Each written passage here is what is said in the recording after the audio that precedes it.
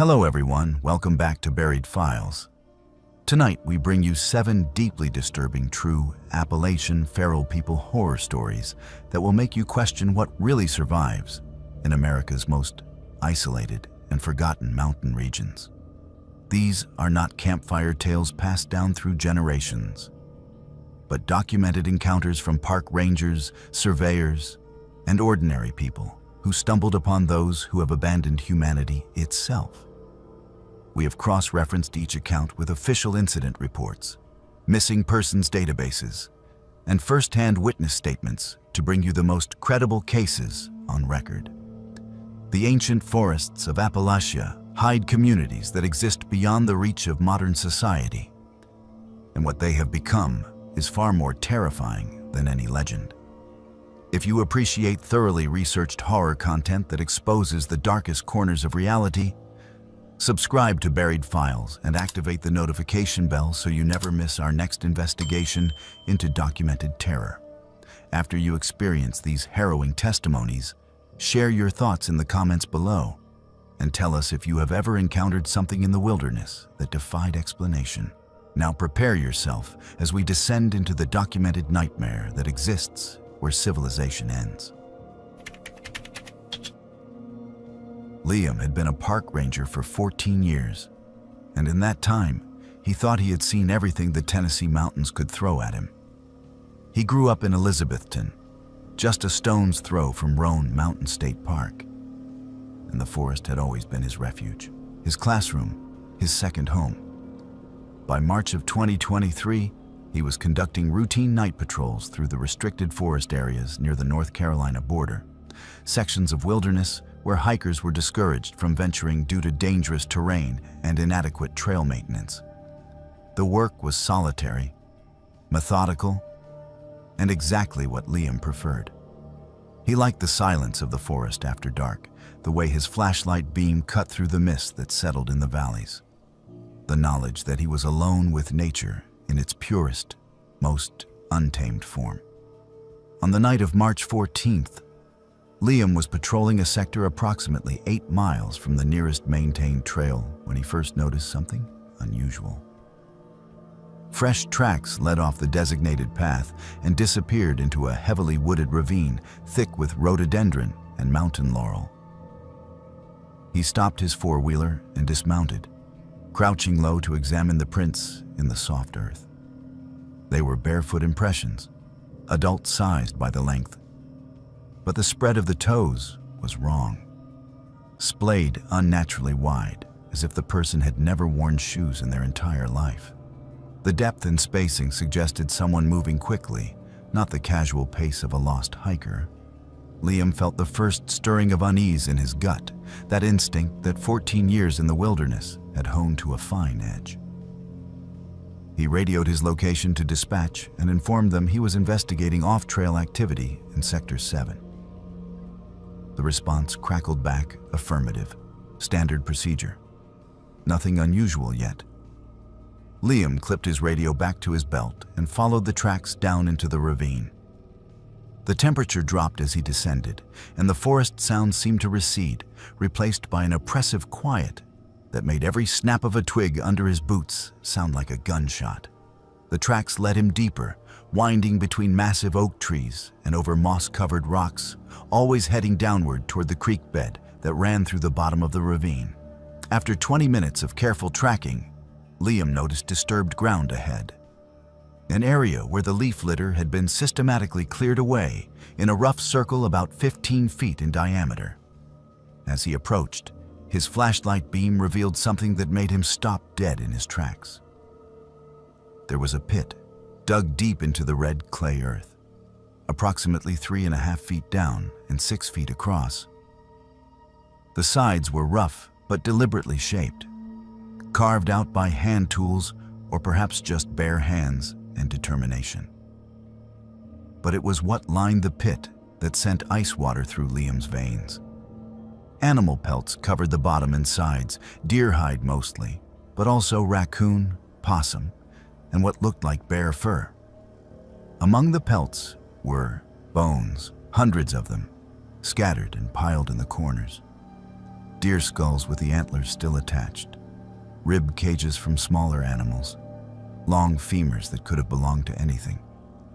The smell rising from the pit was overwhelming, a mixture of rotting meat, animal musk, and something else, something human and wrong that made Liam's throat close up.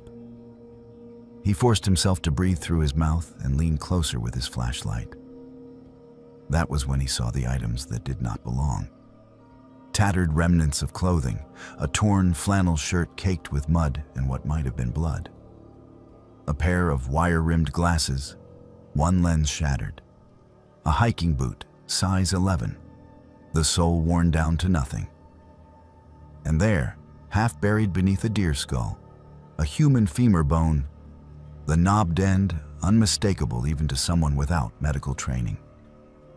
Liam had seen enough hunting accidents, enough recovery operations for lost hikers who were found too late to recognize human remains when he saw them. His hands shook as he pulled out his camera and began documenting everything. Each photograph felt like a violation, like he was trespassing in a sacred space that belonged to something dark and primitive. Propped against the far side of the pit was a crude doll, about 18 inches tall, made of twigs bound together with sinew and decorated with tufts of hair that looked disturbingly human in texture and color. The face was a flat piece of bark with 2 holes burned through for eyes.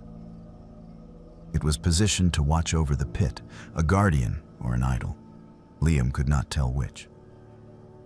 He was so focused on photographing the doll that he almost missed the sound.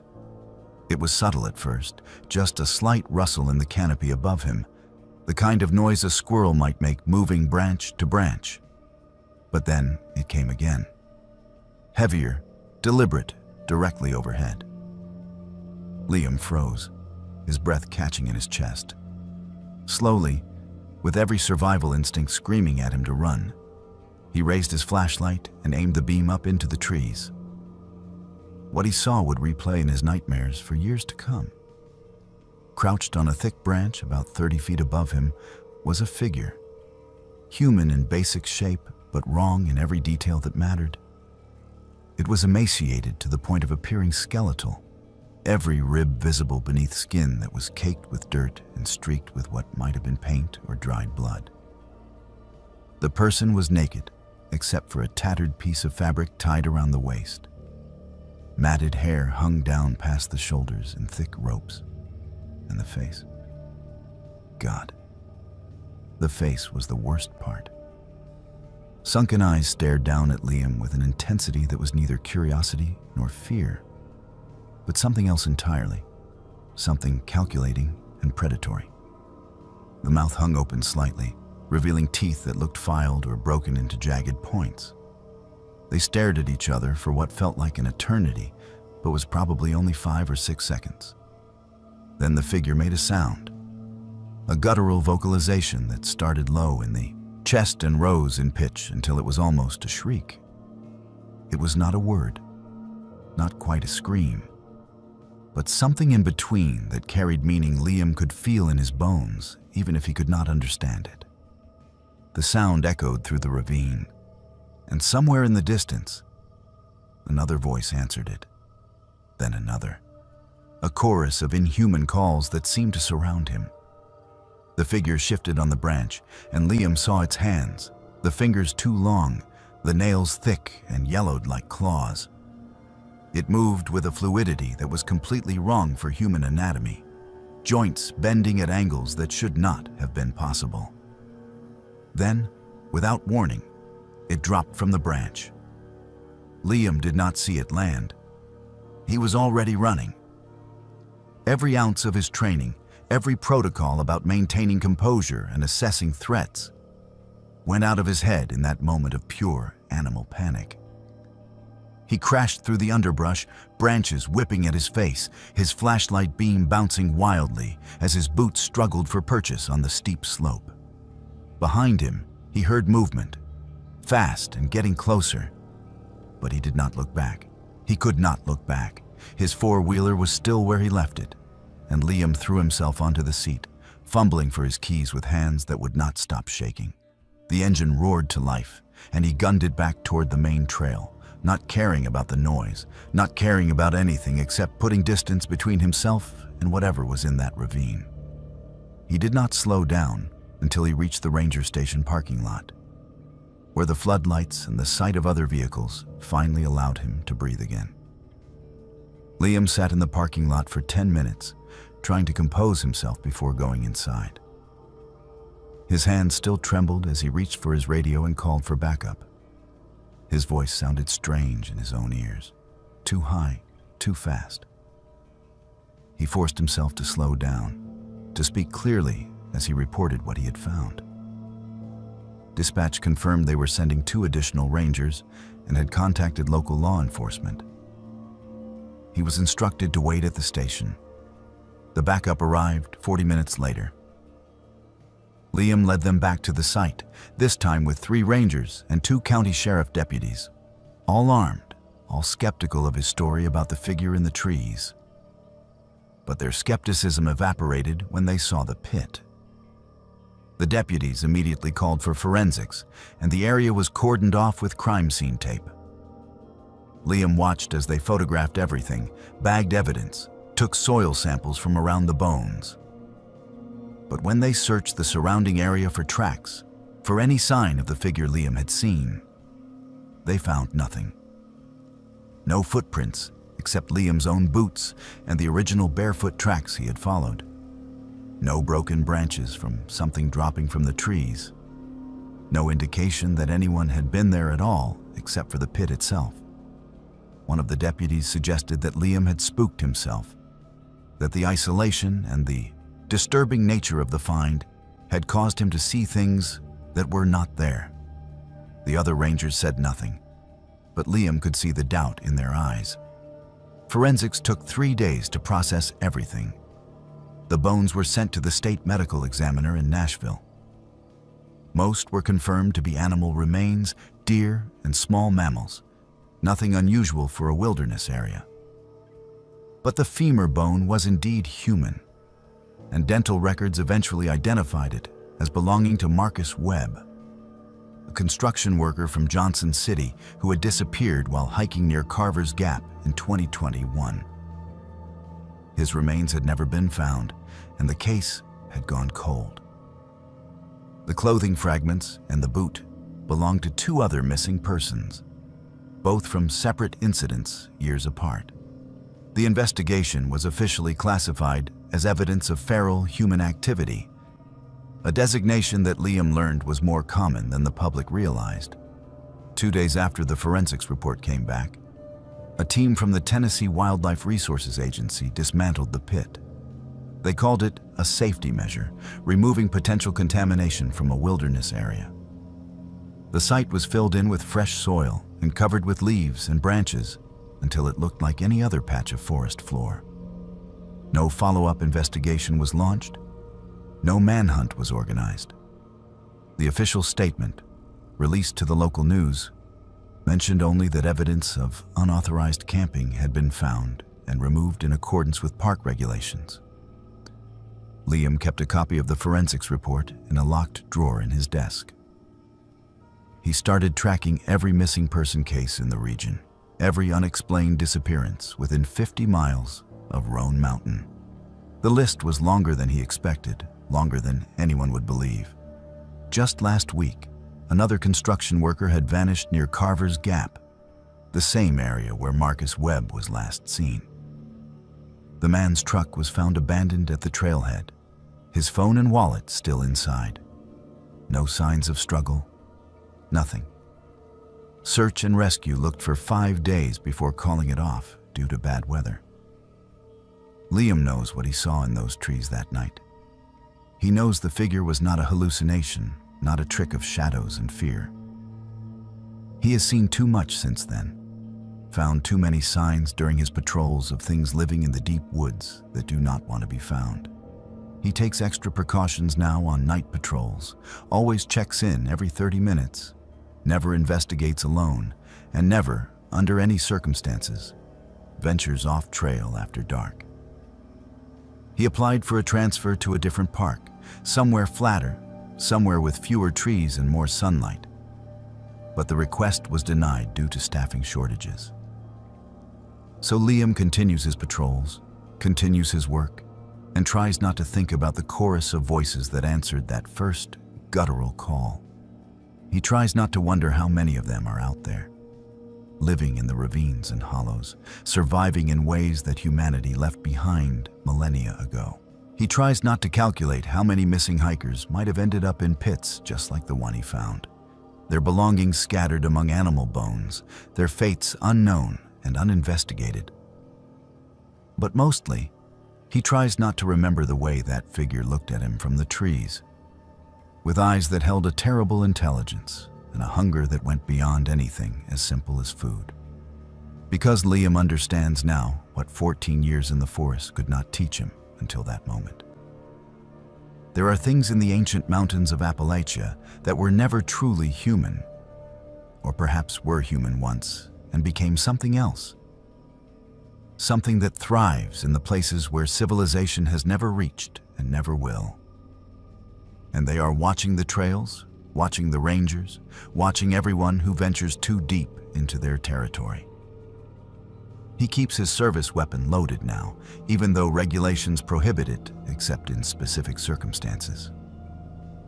He figures if anyone asks, he will tell them about the pit, about the figure in the trees, about the voices in the dark. But he knows they will not ask, because asking means acknowledging what everyone in the Park Service already knows but refuses to say out loud. The mountains have always kept their secrets, and some secrets are meant to stay buried in the deep woods where they belong. Noah had been working as a surveyor for the U.S. Forest Service for 7 years, long enough to be comfortable with solo assignments in the backcountry, but not so long that he had lost his respect for the wilderness. In late October 2022, he was given a 3-day mapping expedition in the Cranberry Wilderness area of West Virginia, a vast expanse of old-growth forest and highland bogs that remained largely untouched by human development. The assignment was straightforward. Update topographical data for a series of proposed trail extensions near Fenwick Mountain, and document any changes in waterways since the last survey in 2015. Noah drove to the trailhead on a Wednesday morning, his truck loaded with surveying equipment, camping gear, and enough supplies for 4 days in case weather delayed his exit. The forecast called for clear skies and unseasonably warm temperatures, perfect conditions for the kind of precision work he needed to accomplish. He signed in at the ranger station, filed his itinerary, and headed into the forest with the confidence of someone who had done this dozens of times before. The first day went exactly as planned. Noah established his base camp in a small clearing near the confluence of 2 streams, about 6 miles from the nearest maintained trail. He set up his tent, organized his equipment, and spent the remaining daylight hours taking initial measurements and marking reference points with flagged stakes. The forest was quiet except for the usual sounds of wind through the trees and the occasional bird call. As darkness fell, Noah cooked a simple meal on his camp stove, made some notes in his field journal, and turned in early to be ready for a full day of work ahead. The second night changed everything. Dense fog rolled down off Fenwick Mountain just after sunset, thick and low to the ground in a way that seemed to swallow all sound and distance. Noah had seen mountain fog before, but this was different, heavier somehow, almost oppressive in its totality. Visibility dropped to less than 10 feet, and even with his headlamp, he could barely see beyond the immediate perimeter of his campsite.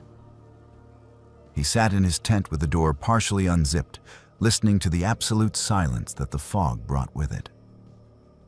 That was when he first heard the crying. It started faintly, somewhere off to the northeast, a sound that could have been mistaken for wind through rocks or the call of a distant animal. But as Noah listened more carefully, the rhythm became unmistakable. It was crying, the kind of sobbing that came from deep emotional distress, rising and falling in waves of grief. His first thought was that someone was lost, perhaps a hiker who had wandered off trail and was now panicking in the fog. He grabbed his flashlight and stepped out of his tent, calling out into the darkness. "Hello? Do you need help? I'm a Forest Service surveyor. Call out if you can hear me." The crying stopped immediately, cut off so abruptly that Noah wondered if he had imagined it. He waited, listening, his breath forming clouds in the cold air. Nothing. Just the fog and the silence pressing in from all sides. He called out again, louder this time, his voice sounding muffled and strange in the dense atmosphere. Still nothing. Noah stood there for several minutes, uncertain what to do. Every protocol he knew said to investigate, to help anyone who might be in distress. But something about the way the crying had stopped so suddenly made his instincts scream at him to get back in his tent. He compromised by walking a slow circle around his campsite, extending out about 50 yards in each direction, calling and listening. The fog made it impossible to see more than a few feet ahead, and he marked his path carefully to avoid getting disoriented. He found nothing. No signs of human passage, no tracks. Nothing to indicate anyone had been near his camp. After 30 minutes of fruitless searching, Noah returned to his tent and tried to convince himself it had been an animal, maybe a fox or a bobcat. They could make remarkably human-like sounds when distressed. He had almost succeeded in calming himself when the crying started again, much closer this time, perhaps only 20 or 30 yards from his tent. It was louder now, more distinct, and unmistakably human in its articulation. Not just crying, but words mixed in, though Noah could not make out what was being said. He grabbed his radio to call the ranger station, but all he got was static. The fog must have been interfering with the signal, or he was too deep in the terrain for transmission. He was on his own. The crying continued for the next hour, moving in a slow circle around his campsite. Sometimes it was to his left, sometimes behind him, sometimes so close that Noah was convinced someone was standing just beyond the ring of his flashlight beam. But whenever he pointed his light toward the sound, there was nothing but fog and the dark shapes of trees. He stayed awake all night, sitting in the entrance of his tent with his flashlight in one hand and his knife in the other, listening to that terrible sound move through the darkness. When dawn finally came and the fog began to lift with the first rays of sunlight, the crying stopped as suddenly as it had started. Noah did not make any attempt to work that morning. He was exhausted, nerves frayed, and deeply unsettled by the events of the night. But he was also a professional, and he had a job to complete. He told himself that he would finish his survey work and leave a day early. He just needed to gather a few more data points along the upper stream, maybe 2 hours of work, and then he could pack up and get out. That was when he saw the footprints. They were barefoot impressions in the soft mud along the creek bank, adult-sized but strangely formed with elongated toes that left deep gouges in the earth. The tracks circled his tent multiple times, approaching to within inches of his door before veering away. Noah felt his stomach drop as he followed the trail with his eyes. The prints were everywhere, dozens of them, showing that something had spent hours walking around his campsite while he sat terrified in his tent.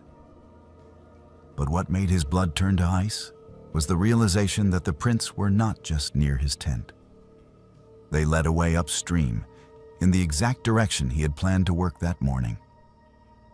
Noah followed them, his surveying forgotten, driven by a need to understand what had happened.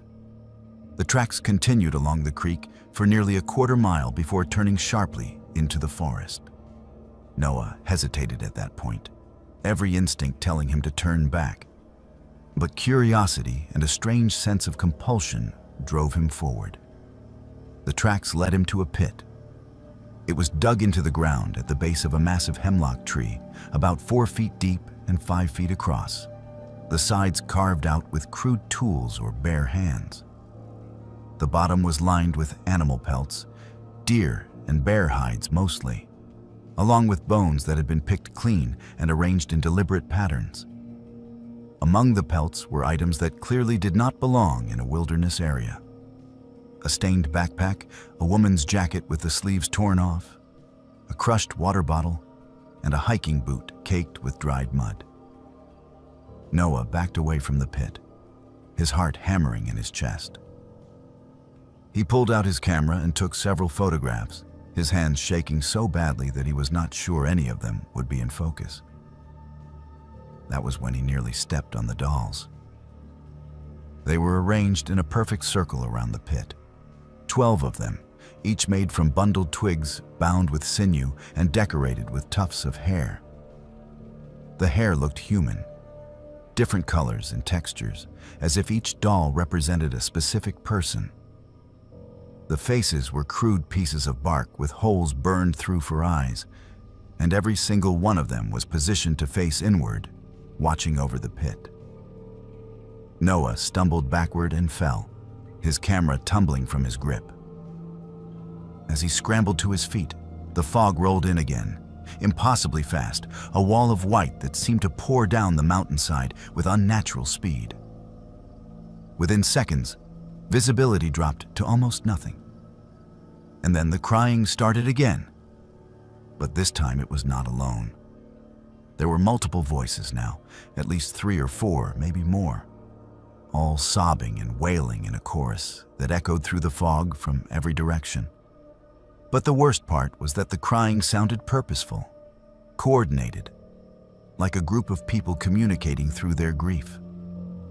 The sounds moved, weaving through the trees in patterns that seemed to be hurting Noah, cutting off certain directions and leaving only one path open. He saw movement through the fog, multiple figures hunched low and moving parallel to him through the rhododendron thickets that grew thick in this part of the forest. They stayed just beyond clear sight, silhouettes that appeared and disappeared, always watching, always moving.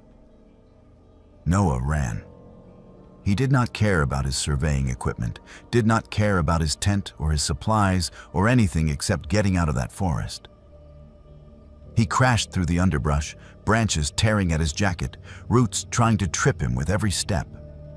The crying followed him, sometimes ahead, sometimes behind, a constant presence that never let him forget he was being pursued. He tried to remember the way back to the trail, but the fog had disoriented him completely. Every tree looked the same, every slope identical, and panic was quickly replacing rational thought. He ran for what felt like hours, but was probably only 20 or 30 minutes, his lungs burning, legs threatening to give out. Then, miraculously, he broke through a line of trees and found himself on a maintained trail. Not his original entry point, but a trail nonetheless, marked with the familiar white blazes of the Forest Service. He followed it downhill, moving as fast as his exhausted body would allow, not stopping until he saw the blessed sight of a ranger station parking lot. A ranger was just getting out of his truck when Noah staggered into the parking area. The man took one look at Noah's face, pale and streaked with sweat, his clothes torn and covered in burrs, and immediately called for assistance. Noah tried to explain what had happened, but his words came out jumbled and incoherent. The ranger helped him inside, gave him water, and called for a backup team to investigate. 2 hours later, a 4-person crew returned from Noah's campsite, carrying his equipment and tent. They had found everything exactly where Noah had left it, but they also found the pit. The ranger who led the team confirmed that they had photographed and documented everything before filling it in. Among the items recovered from the pit were personal belongings from 2 hikers who had disappeared in the Cranberry Wilderness in 2019 and 2020. There was also clothing from a 3rd individual who had never been reported missing, a woman whose identity remained unknown. But when Noah asked about the dolls, about the crying in the fog, about the figures he had seen moving through the trees, the rangers exchanged glances that told him everything he needed to know. They had not seen any dolls. They had not heard any sounds except normal forest wildlife. The barefoot tracks Noah described were not evident when they arrived at the site. One ranger suggested that the isolation and stress of solo work, combined with the unusual fog and the disturbing discovery of the pit, might have caused Noah to experience auditory and visual hallucinations. It was not uncommon, they said, for people to see things in the wilderness when under extreme psychological duress. Noah did not argue with them. He took the incident report they gave him, signed the necessary paperwork, and went home to Somerset, where he had been living for the past 3 years. He never went back to the Cranberry Wilderness.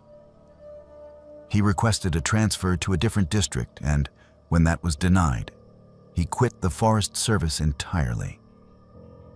He took a job at a lumber mill, working indoors with fluorescent lights and concrete floors and the comforting sounds of machinery and human voices. But he kept copies of the photographs he had taken, the ones the rangers said showed nothing unusual. When Noah looked at those images late at night, unable to sleep, he could see things in the background that should not have been there. Shapes in the fog that were too regular to be trees, too human in their posture to be dismissed as shadows. And in one photograph, taken just before he dropped his camera, there was a face in the lower right corner, partially obscured by mist but clearly visible if you knew to look for it. A face that was watching him with eyes that held neither malice nor compassion, but something far worse, a complete indifference to human suffering. Noah thinks about that face sometimes when he hears fog warnings on the weather report, when he sees the mountains in the distance from his apartment window. He thinks about the 2 hikers whose belongings were found in the pit, about the unknown woman whose clothes were there as well. He wonders what happened to them, whether the crying he heard was their voices or something else. Something using their voices to lure others into the deep woods.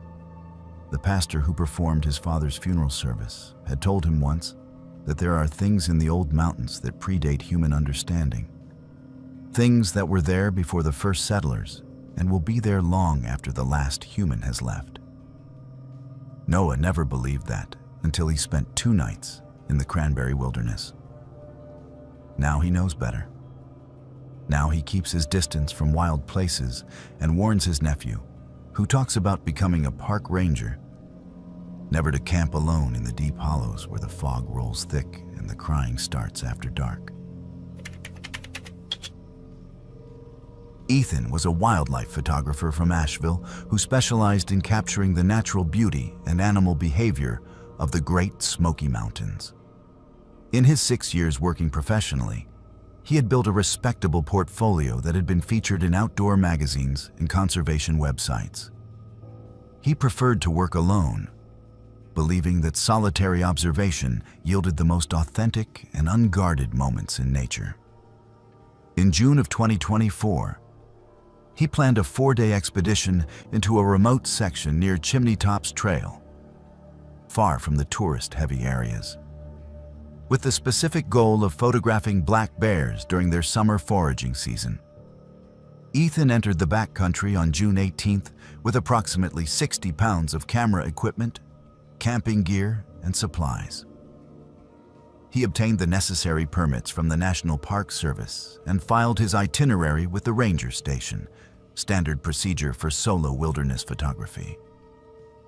The section he planned to explore was several miles off the maintained trail system, accessible only by bushwhacking through dense forest and navigating steep terrain that discouraged casual hikers.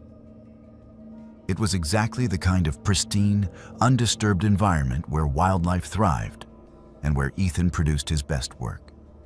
He established his base camp in a small clearing surrounded by old-growth hemlocks, with a reliable water source from a spring-fed stream about 50 yards away.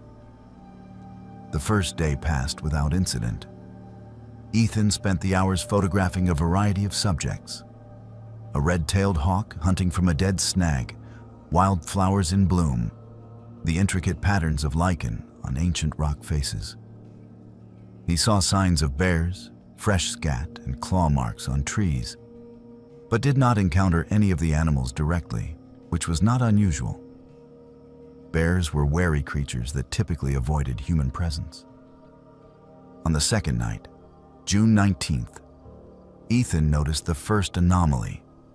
He had hung his food cache, according to proper bear-safe protocols, suspended from a tree branch 15 feet off the ground and 6 feet from the trunk.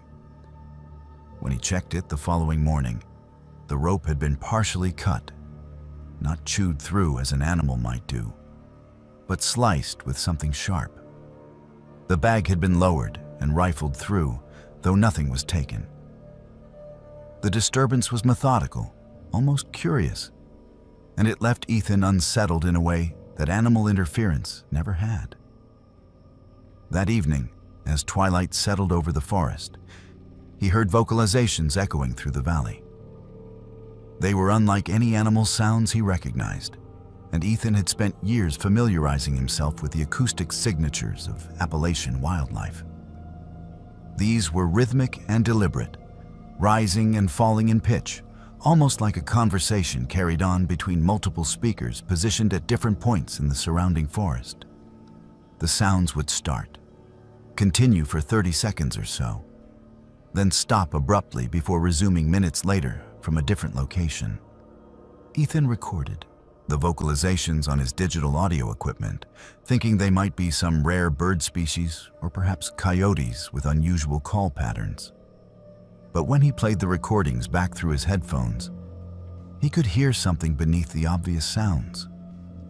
A lower frequency that sounded disturbingly like distorted human speech. He told himself it was pareidolia, the human tendency to perceive patterns and meaning in random stimuli. But the explanation did not ease the tension building in his chest. On the morning of June 21st, his third day in the backcountry, Ethan discovered handprints in the mud near his water source. He had walked this path to the stream multiple times over the previous days, and the prints had not been there before. They were human in basic shape, but wrong in every detail that mattered. The palms were elongated, the fingers too long and terminating in what appeared to be thick, claw-like nails that had left deep gouges in the soft earth. The prints were fresh, made sometime during the night while Ethan had been sleeping less than 50 yards away. He photographed the prints extensively, using a lens cap for scale reference, documenting them from multiple angles. As a professional photographer accustomed to working in remote wilderness, Ethan had developed a healthy respect for dangerous situations, and every instinct he possessed was now screaming that he was not alone, and that whatever shared this forest with him was not acting like any human or animal he had ever encountered. Still, he was scheduled to remain for one more night, and the rational part of his mind argued against abandoning his expedition based on strange sounds and unusual tracks. That decision, born of professional pride and stubborn determination, was one he would regret for the rest of his life. On his third night in the backcountry, June 21st, Ethan woke to the sound of breathing just outside his tent. It was slow and deliberate, each inhalation wet and raspy, each exhalation carrying a slight whistle, as if the person was breathing through damaged airways. He lay completely still in his sleeping bag, his heart hammering so hard he was certain it could be heard from outside. Slowly, silently, Ethan reached for his flashlight. The breathing continued, steady and patient, just beyond the thin nylon fabric that separated him from whatever was out there. He pressed the power button on his flashlight and aimed the beam at the tent wall where the sound was loudest.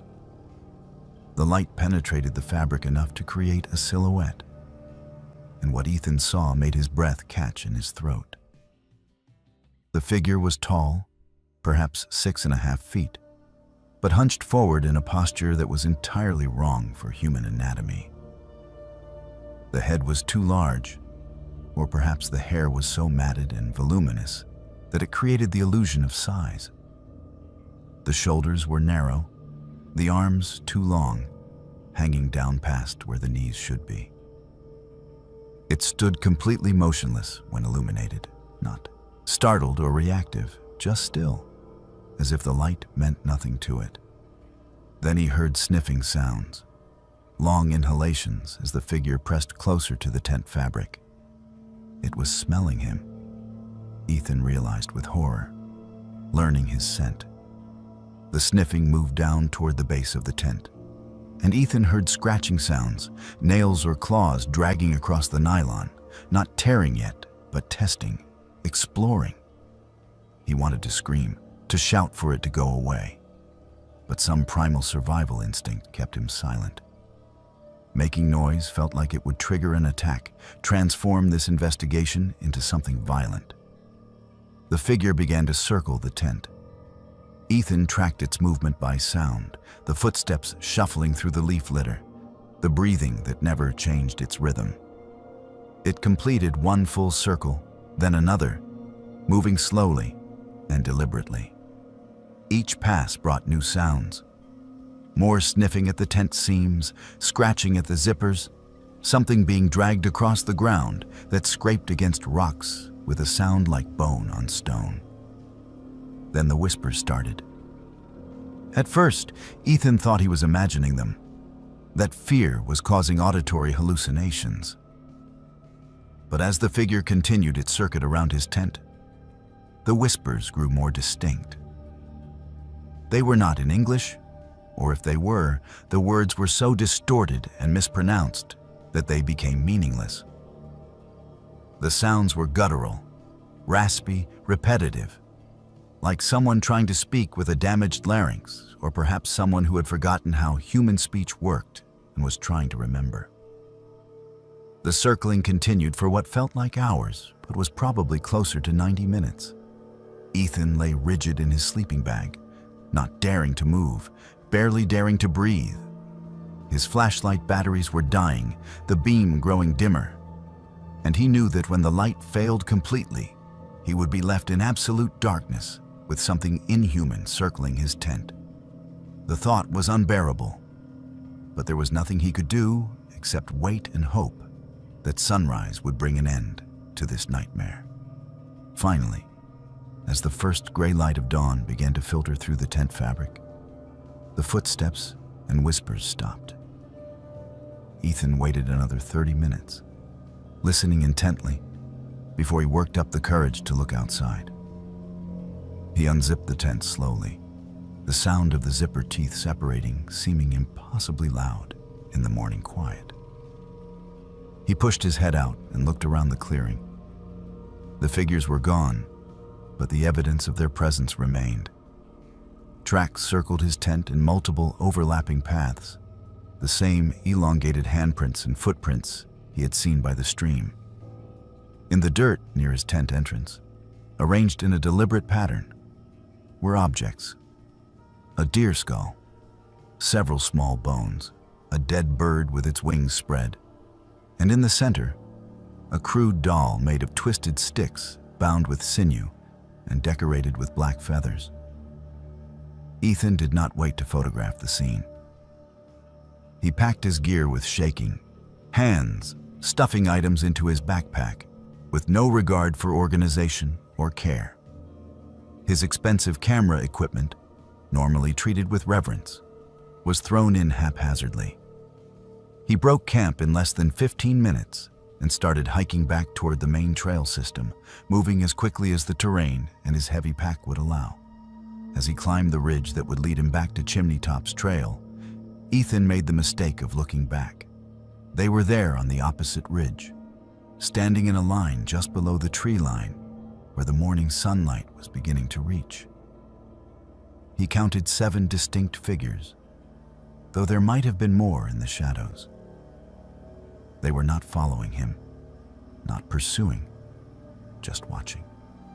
Even at a distance of several hundred yards, He could feel the weight of their attention, could see that they stood unnaturally still in a way that made them seem more like statues than living creatures.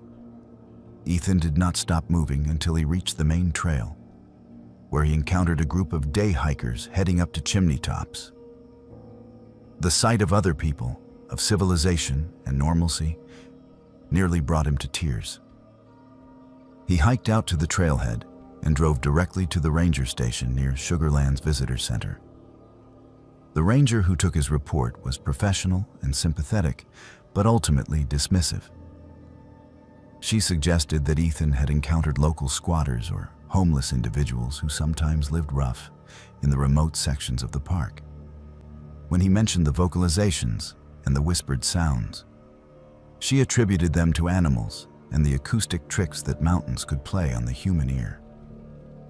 She thanked him for the report and assured him it would be filed, but Ethan could see in her eyes that nothing would come of it. He never returned to photograph in remote areas alone. Within 2 months of his experience, Ethan sold most of his camping gear and shifted his focus to day hikes on heavily trafficked trails. He now works primarily in wildlife rehabilitation centers and nature preserves where he can drive home every evening. His sleep is still troubled by nightmares, where he hears breathing outside his bedroom window and whispered words in languages he does not understand. The audio recordings and photographs from that expedition remain on his hard drive, but he has never published them or shared them with anyone except the park rangers. Sometimes, late at night when sleep will not come, he opens the files and studies the images of those handprints, trying to reconcile what he knows about human anatomy with the evidence his camera captured. He thinks about the figures watching him from the ridge, about how patient they were, how unafraid. He wonders how many other photographers and hikers have had similar encounters that were never reported or were dismissed as imagination and fear. And he wonders what those things want, whether they are curious or territorial or something else entirely that human psychology cannot comprehend. But mostly, he tries not to think about them at all, tries to forget the night he spent being circled and studied by something that lived in the spaces between human civilization and true wilderness, something that knew he was there and wanted him to know it was watching. Mason was an amateur historian with a passion for documenting the forgotten settlements and abandoned homesteads scattered throughout the Kentucky Appalachian foothills. In September of 2024, he was researching locations for a local heritage project sponsored by the County Historical Society when he discovered references to an old cabin deep in the woods near Pine Mountain.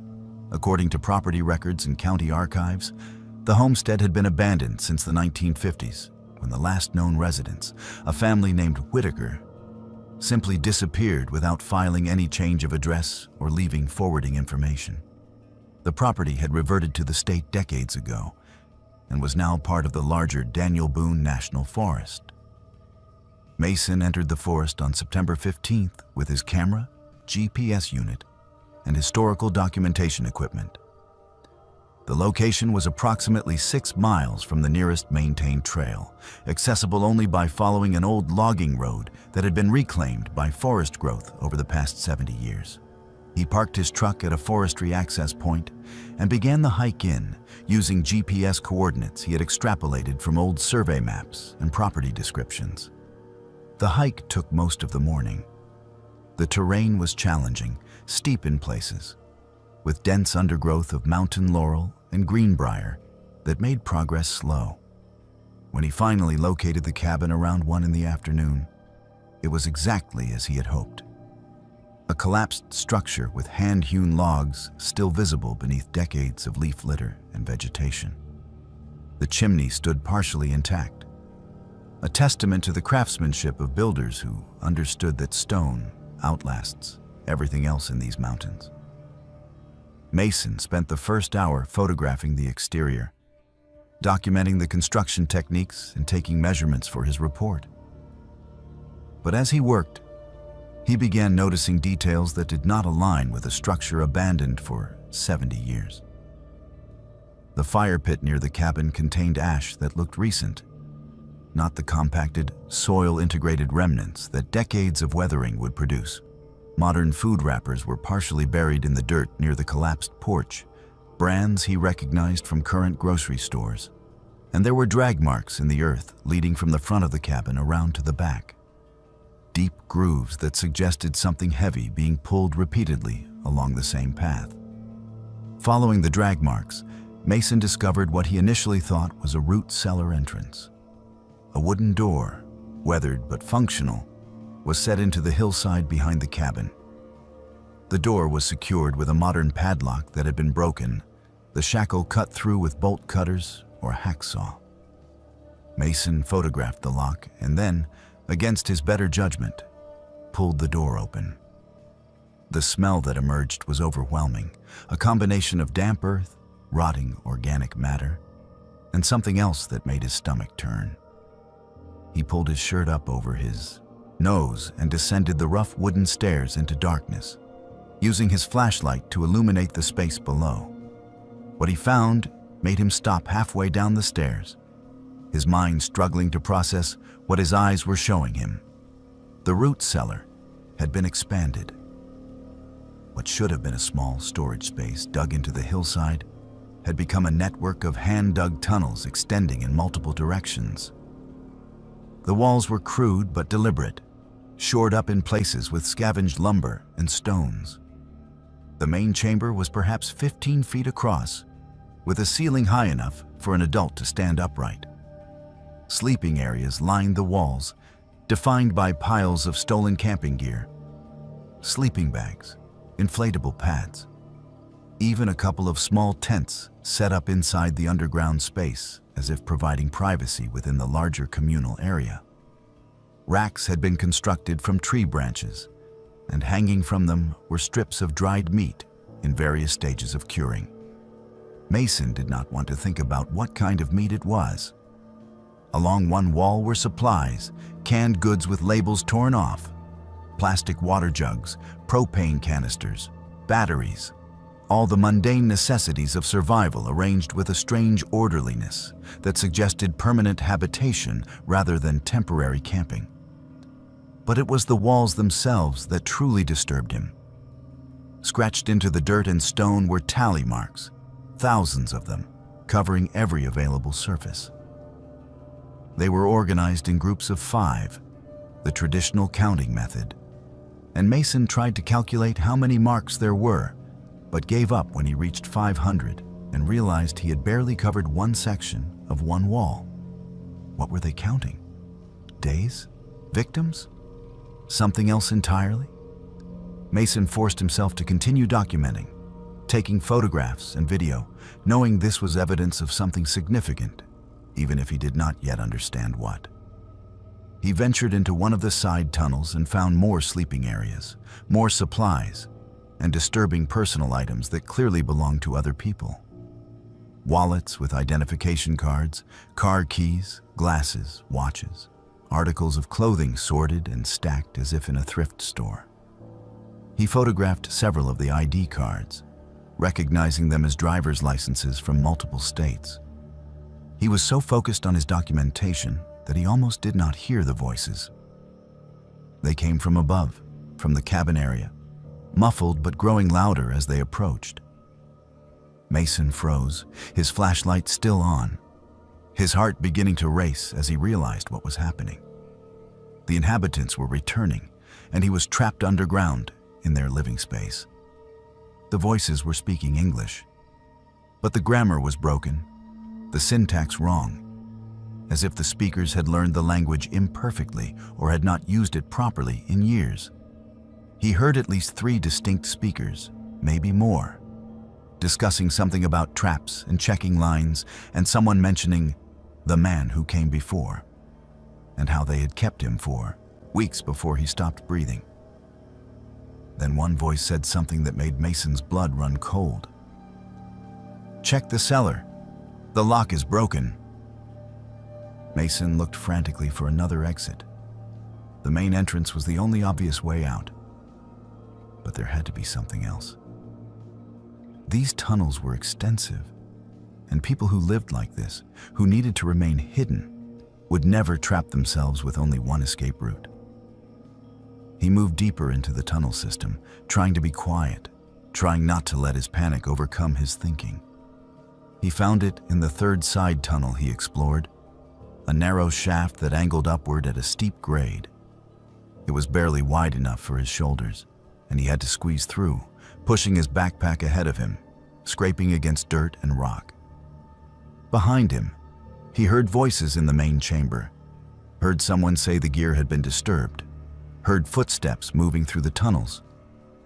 The shaft opened into a sinkhole approximately a quarter-mile from the cabin, a collapse in the limestone bedrock that created a natural chimney to the surface. Mason pulled himself out, not caring about the dirt covering his clothes, not caring about anything except getting away. He could hear shouting from the direction of the cabin, voices raised in anger or alarm. He ran through the forest, abandoning any attempt at stealth or navigation, just moving as fast as the terrain would allow. He fell twice, tearing his pants and gashing his knee on a sharp rock, but he did not stop.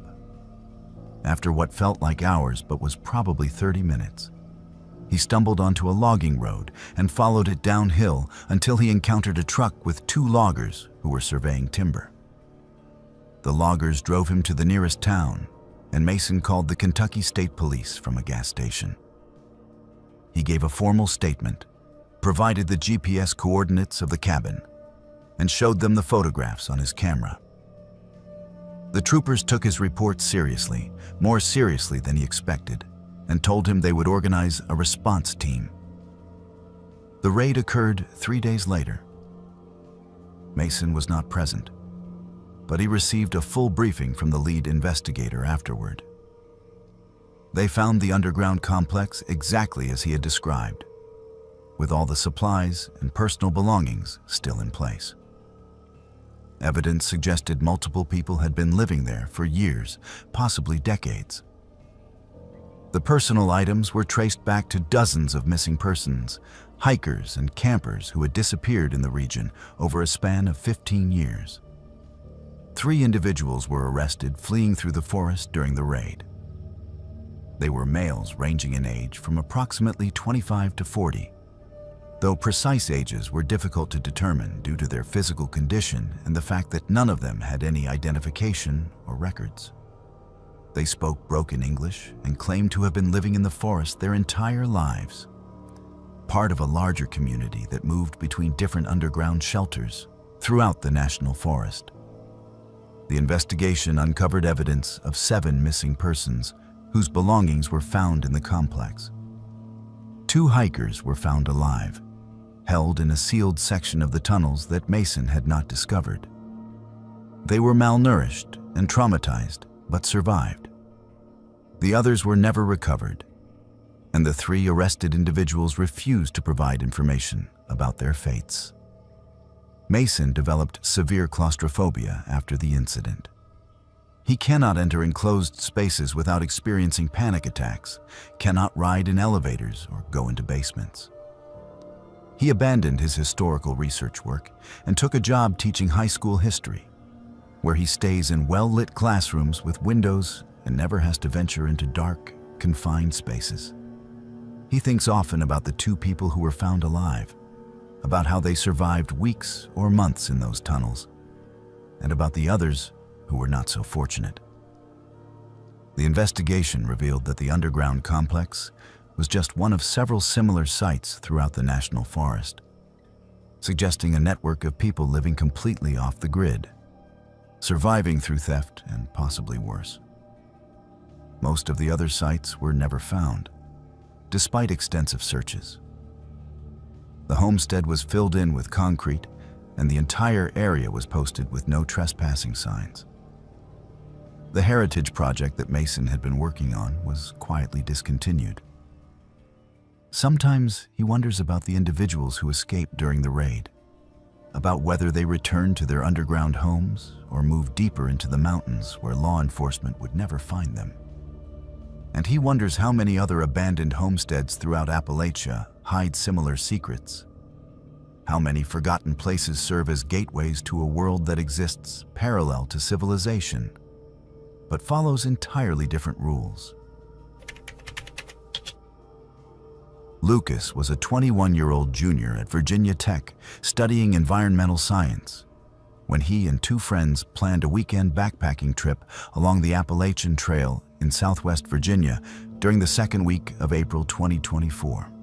The group consisted of Lucas, his roommate Derek, and their friend Emma, all experienced hikers who had completed sections of the trail before. They planned to hike a 15-mile stretch starting from the Dickey Gap trailhead, camping 2 nights before finishing at Partnership Shelter near Marion. They began their hike on Friday afternoon, April 12th, making good time on the well-maintained trail. The weather was perfect for spring hiking, temperatures in the low 60s during the day, dropping into the 40s at night. The forest was alive with the sounds of returning songbirds and the rush of streams swollen with snowmelt from higher elevations.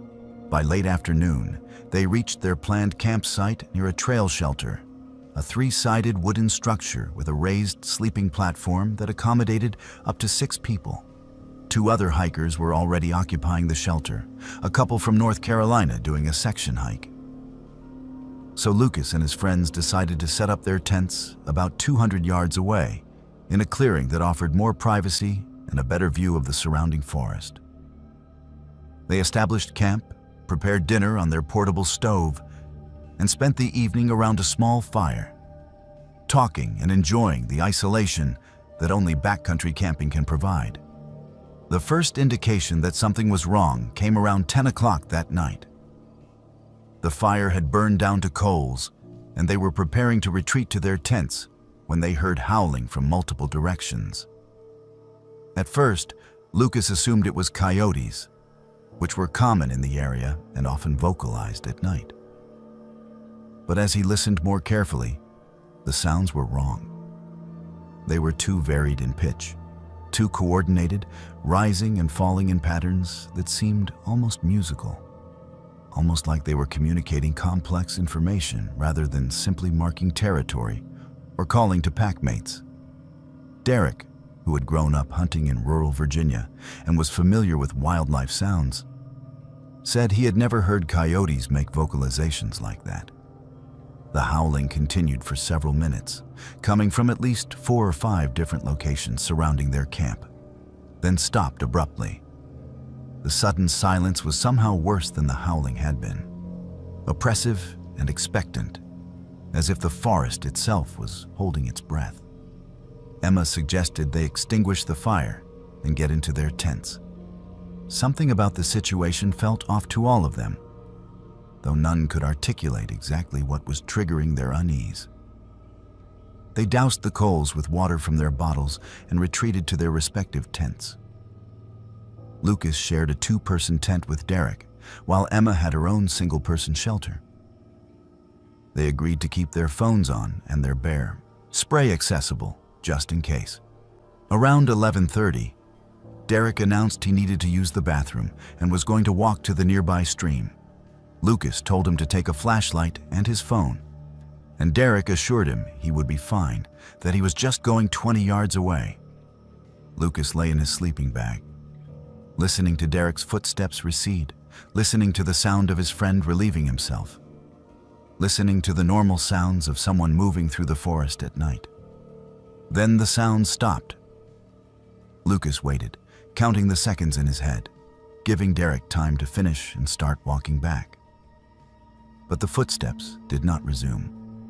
Instead, there was silence, complete and absolute, as if every creature in the forest had disappeared or stopped moving simultaneously. Lucas called out Derek's name, quietly at first, then louder. There was no response. He unzipped his tent and grabbed his flashlight, sweeping the beam toward the stream where Derek should have been. The light caught Derek's backpack sitting on the ground near where he had been standing. But Derek himself was nowhere to be seen. Lucas called again, louder now, and Emma emerged from her tent asking what was wrong. Together, they walked to the stream, following Derek's trail, calling his name. They found Derek's belongings scattered along the stream bank. His backpack had been torn open, the contents pulled out and thrown in every direction. His water bottle was on the ground, his phone lying in the shallow water with the screen cracked. But Derek was gone. The beam of their flashlights revealed no signs of struggle, no blood, no indication of what had happened in the few seconds since he had walked away from camp. Then they heard his voice. It came from deep in the woods, at least 100 yards away, calling for help. Lucas and Emma ran toward the sound, crashing through undergrowth. But the voice kept moving, always staying ahead of them, always just out of reach. After several minutes of pursuit, Emma grabbed Lucas's arm and stopped him. She was breathing hard, her face pale in the flashlight beam, and she said something that made Lucas's blood run cold. That doesn't sound exactly like Derek. Listen to it. Really listen. Lucas focused on the voice calling for help, and he realized Emma was right. The words were correct. The pitch was close. But there was something artificial about it. Something flat and wrong. Like a recording being played or someone imitating Derek's voice without quite getting it perfect. They stopped moving and stood silent in the darkness, and the voice stopped calling. For a long moment, there was nothing but the sound of their own breathing and the distant trickle of water over rocks. Then the howling started again, closer this time, all around them. But now Lucas could hear beneath the howls something that sounded disturbingly like human voices, like people screaming or laughing, mixed into the animal vocalizations. Emma grabbed his hand and they ran, back toward camp, not caring about the noise they made, focused only on reaching the relative safety of the clearing and their tents. They made it back to find the couple from the shelter had heard the commotion and come to investigate. Lucas explained what had happened, that Derek was missing, that they had heard his voice but could not find him. The older man, whose name was Richard, immediately suggested they go to the shelter where there were more people and better protection. The five of them, Lucas and Emma plus Richard and his wife Sarah, hurried to the trail shelter with what gear they could quickly gather. Inside the shelter, they barricaded the open side with their backpacks and camping equipment, creating a makeshift wall. Richard had a satellite messenger device and used it to send an emergency message to authorities, reporting a missing hiker and requesting immediate assistance. The response confirmed that search and rescue had been notified and would deploy at first light. But help was hours away. The howling intensified. It surrounded the shelter, moving in a circle that suggested coordination and intelligence far beyond any animal Lucas had encountered. And mixed with the howls were other sounds. Rocks being thrown against the shelter walls, heavy impacts that made the wooden structures shake. Something was testing their defenses, probing for weaknesses.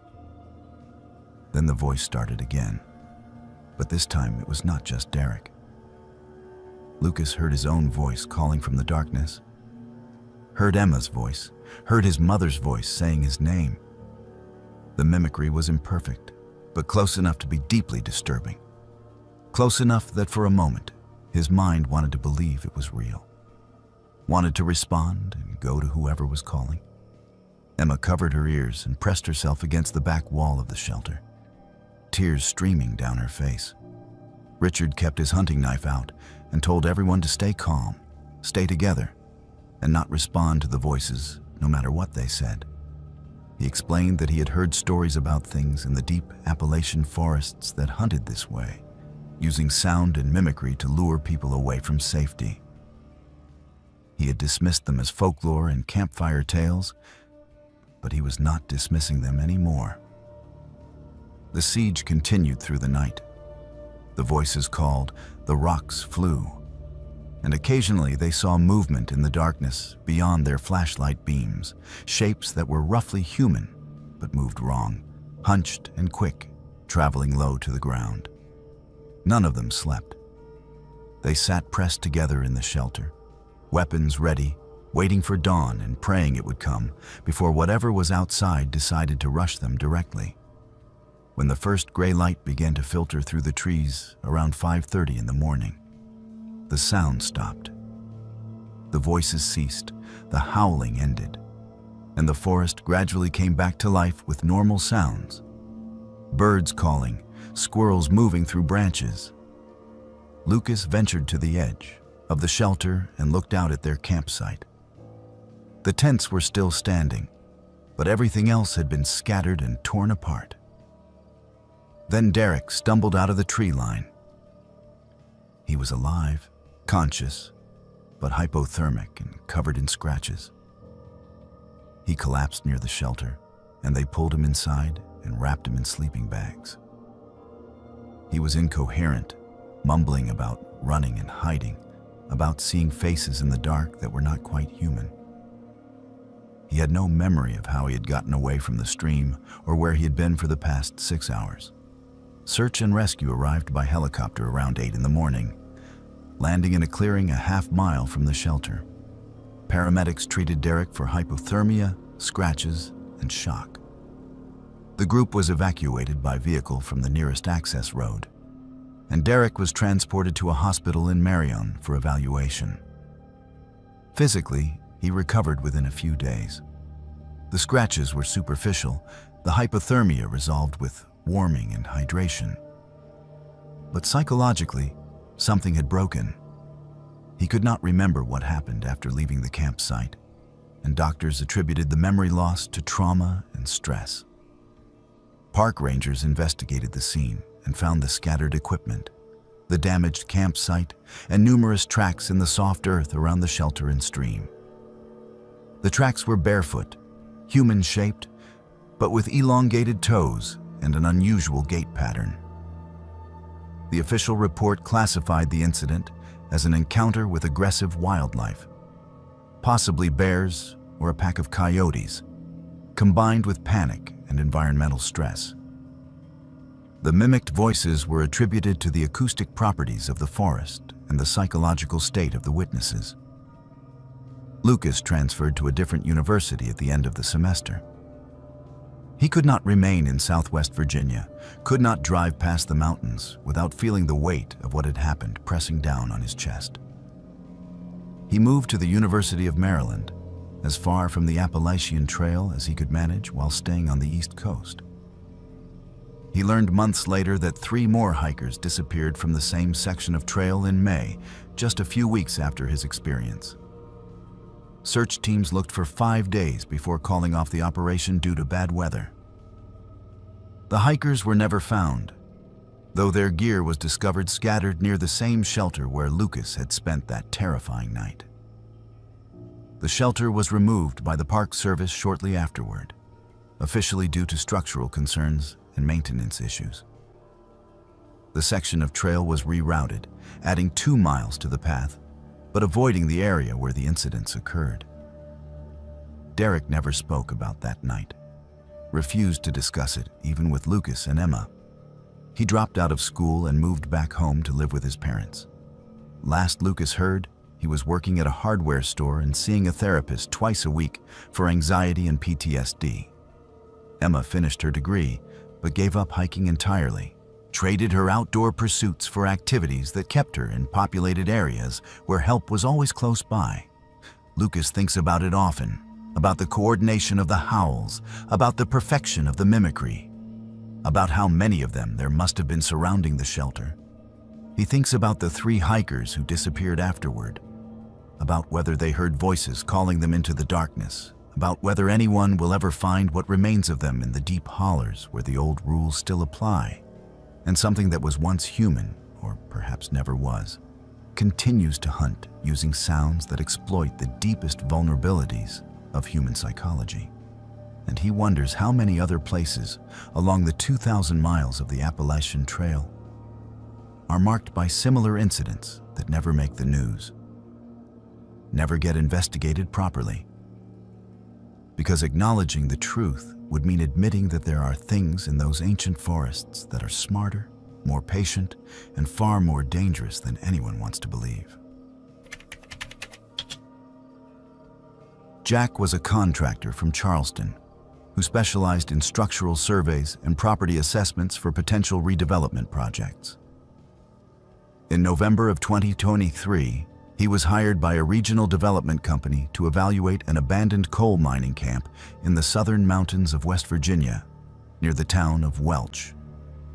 The camp, known as Blackberry Hollow Coal Village, had been abandoned since 1947 when the mine closed and the company pulled out, leaving behind rows of worker housing, a commissary building, and various support structures that had been slowly deteriorating for over 70 years. The development company was interested in the site for potential historical preservation or tourism development. Riding the growing wave of Appalachian heritage tourism that had been gaining popularity in the region, Jack's job was straightforward: document the condition of the structures, take measurements and photographs, assess structural integrity, and provide cost estimates for potential restoration. He planned a full day on site, arriving early on November 18th with his surveying equipment, camera, and a thermos of coffee to ward off the cold. The coal camp was accessible by a gravel road that had once been maintained by the mining company but was now overgrown and barely passable. Jack parked his truck at the entrance and walked the quarter-mile into the village, his boots crunching through frost-covered leaves. The structures stood in neat rows, just as they had been left 7 decades earlier. Simple wooden houses with peaked roofs and sagging porches, most with broken windows and collapsed sections of wall. It was a ghost town in the truest sense, frozen in time when the last residents packed up and moved away. As Jack began his survey work, taking measurements of the first row of houses, he heard what sounded like children's laughter echoing from somewhere deeper in the camp. The sound was faint and distant, but unmistakable in its character, the high-pitched delight of young voices at play. His first thought was that local kids must use the abandoned camp as a playground, which would be a safety concern given the deteriorated state of the buildings. He made a note to include that in his report and continued working. An hour later, as he moved to the second row of houses, he heard the laughter again. Closer now, accompanied by the sound of feet running across wooden floors. Jack walked toward the sound, entering one of the better preserved houses through a doorway, where the door itself had long since fallen away.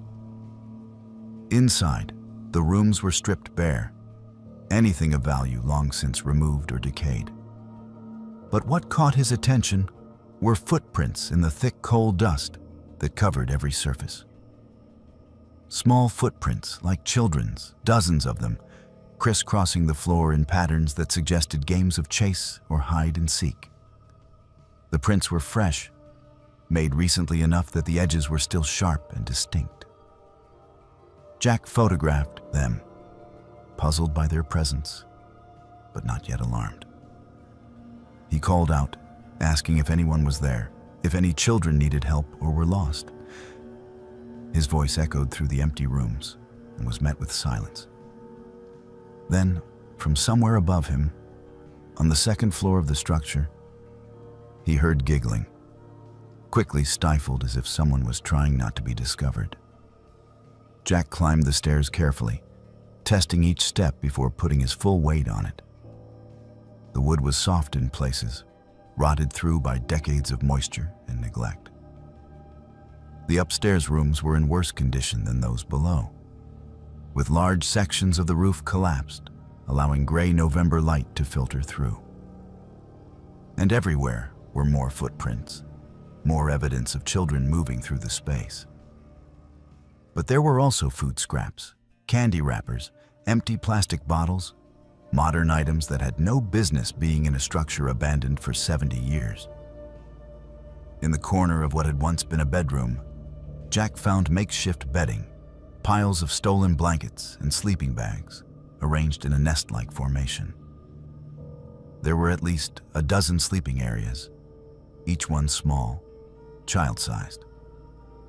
Jack felt the first stirring of real concern. This was not kids playing.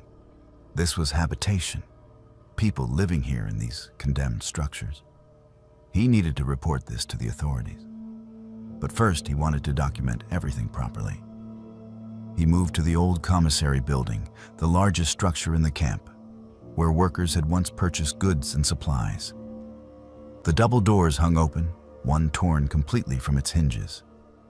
Inside, the main room was vast and empty, shelves still lining the walls, though stripped of any merchandise. And covering the walls from floor to ceiling were drawings, hundreds of them, maybe thousands, done in charcoal and what looked disturbingly like dried blood. The drawings were crude but powerful in their repetition and consistency.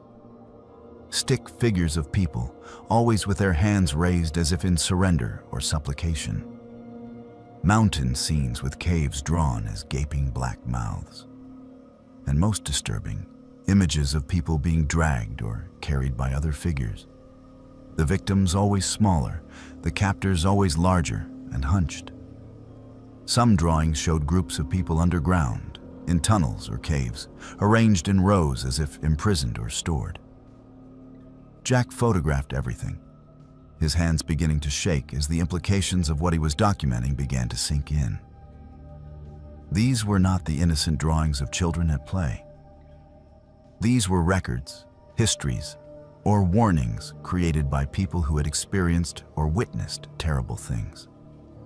The drawings were layered, some obviously older and faded, others fresh and dark, suggesting that whoever was creating them had been doing so for years, possibly decades. As he worked, Jack became aware that the quality of light had changed. He checked his watch and was surprised to see it was only 2 in the afternoon. But the interior of the commissary had grown noticeably darker. He looked toward the entrance and saw why.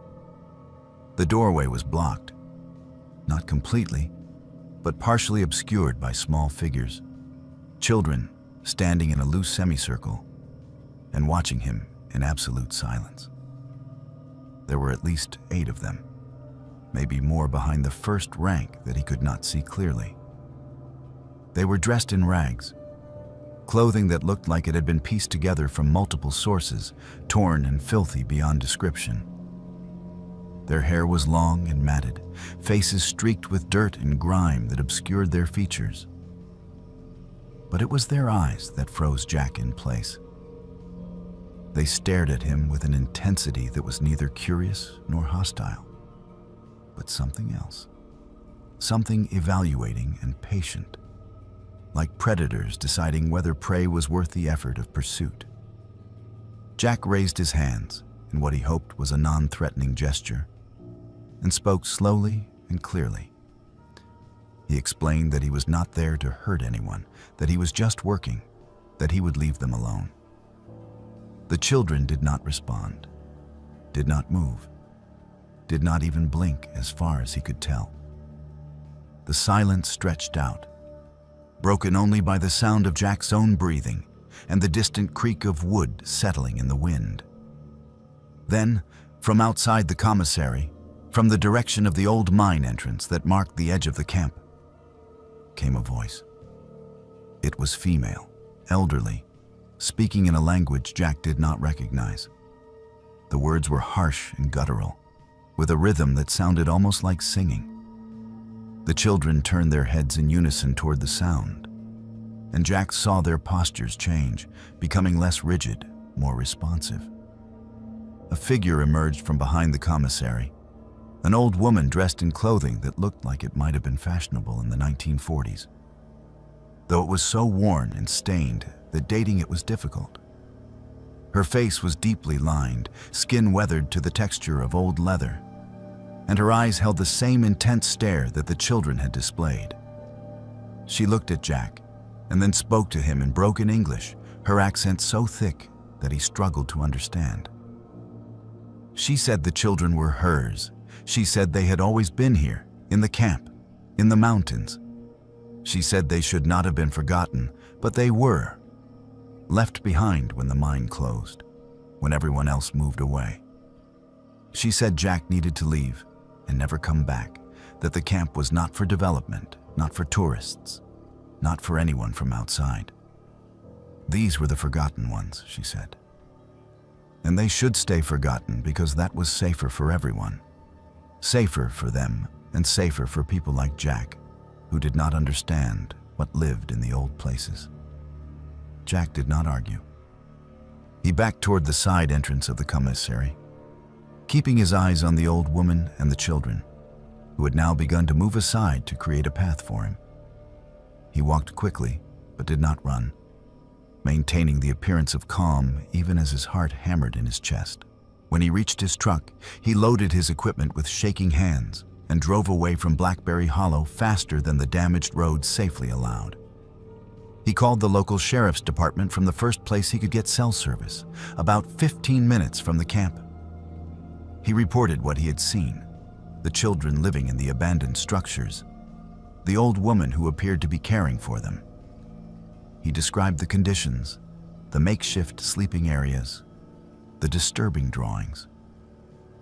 The dispatcher took his information and said they would send someone to investigate. 2 deputies arrived at the camp 4 hours later. They searched every structure thoroughly and found evidence of habitation, the sleeping areas, the food wrappers, the drawings on the walls.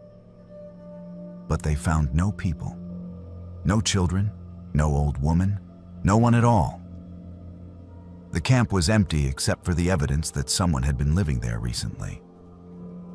The deputies took photographs and filed a report, classifying it as possible squatters or transient habitation. A more thorough investigation was conducted the following week by social services and additional law enforcement. They found more evidence of long-term habitation, including items that suggested children had been living in the structures for years. They discovered food caches, crude tools, and personal items that had been stolen from nearby towns over an extended period. But they never found any people. The coal camp was fenced off and posted with no trespassing signs. The redevelopment project was quietly abandoned, with the development company citing structural concerns and environmental remediation costs as reasons for withdrawing from the property. Jack was paid for his day of work and thanked for his report. But he got the strong impression that no one wanted to discuss what he had found or what it might mean. Jack researched the history of Blackberry Hollow Coal Village after the incident. He learned that in 1947, when the mine closed and the camp was evacuated, there were reports of 23 children who went missing during the final days of operation. There had been a mine collapse, a section of tunnel that gave way unexpectedly, and while most workers escaped, a group of children who had been playing near the mine entrance were never accounted for. The official record stated they were presumed dead, buried under tons of rock and earth. But their bodies were never recovered, and no formal memorial was ever erected. Jack refused all future work involving abandoned structures or historical sites. He developed an intense aversion to enclosed spaces and to the sound of children's laughter, which now triggered immediate anxiety attacks. He cannot drive past the mountains of southern West Virginia without thinking about those eyes staring at him from the commissary doorway, about the old woman who spoke of forgotten ones, about the drawings on the walls that told stories no one wanted to acknowledge. He wonders sometimes about the children, about whether they were the descendants of those lost in 1947, raised in isolation and taught to survive in the ruins of the camp. He wonders about the old woman, about how she could have lived in those conditions for so many years without anyone knowing or caring. But mostly he wonders about the drawings, about whether they were warnings or records or pleas for help from people who existed outside the boundaries of normal society, living in the spaces that civilization abandoned and choosing to remain hidden rather than return to a world that had already forgotten they existed. Henry had always loved the Cherokee National Forest. It was wild in a way few places were anymore. Vast stretches of untouched land where the forest swallowed everything man left behind. He spent much of his spare time volunteering on the Appalachian Trail maintenance crew, clearing fallen branches, rerouting washed-out sections, and maintaining the signage for hikers. By August of 2022, he had logged 5 seasons of part-time trail work. Most of it was routine, predictable, and peaceful. The sort of quiet labor that cleared the mind. Until one summer when a job deep in the woods changed everything.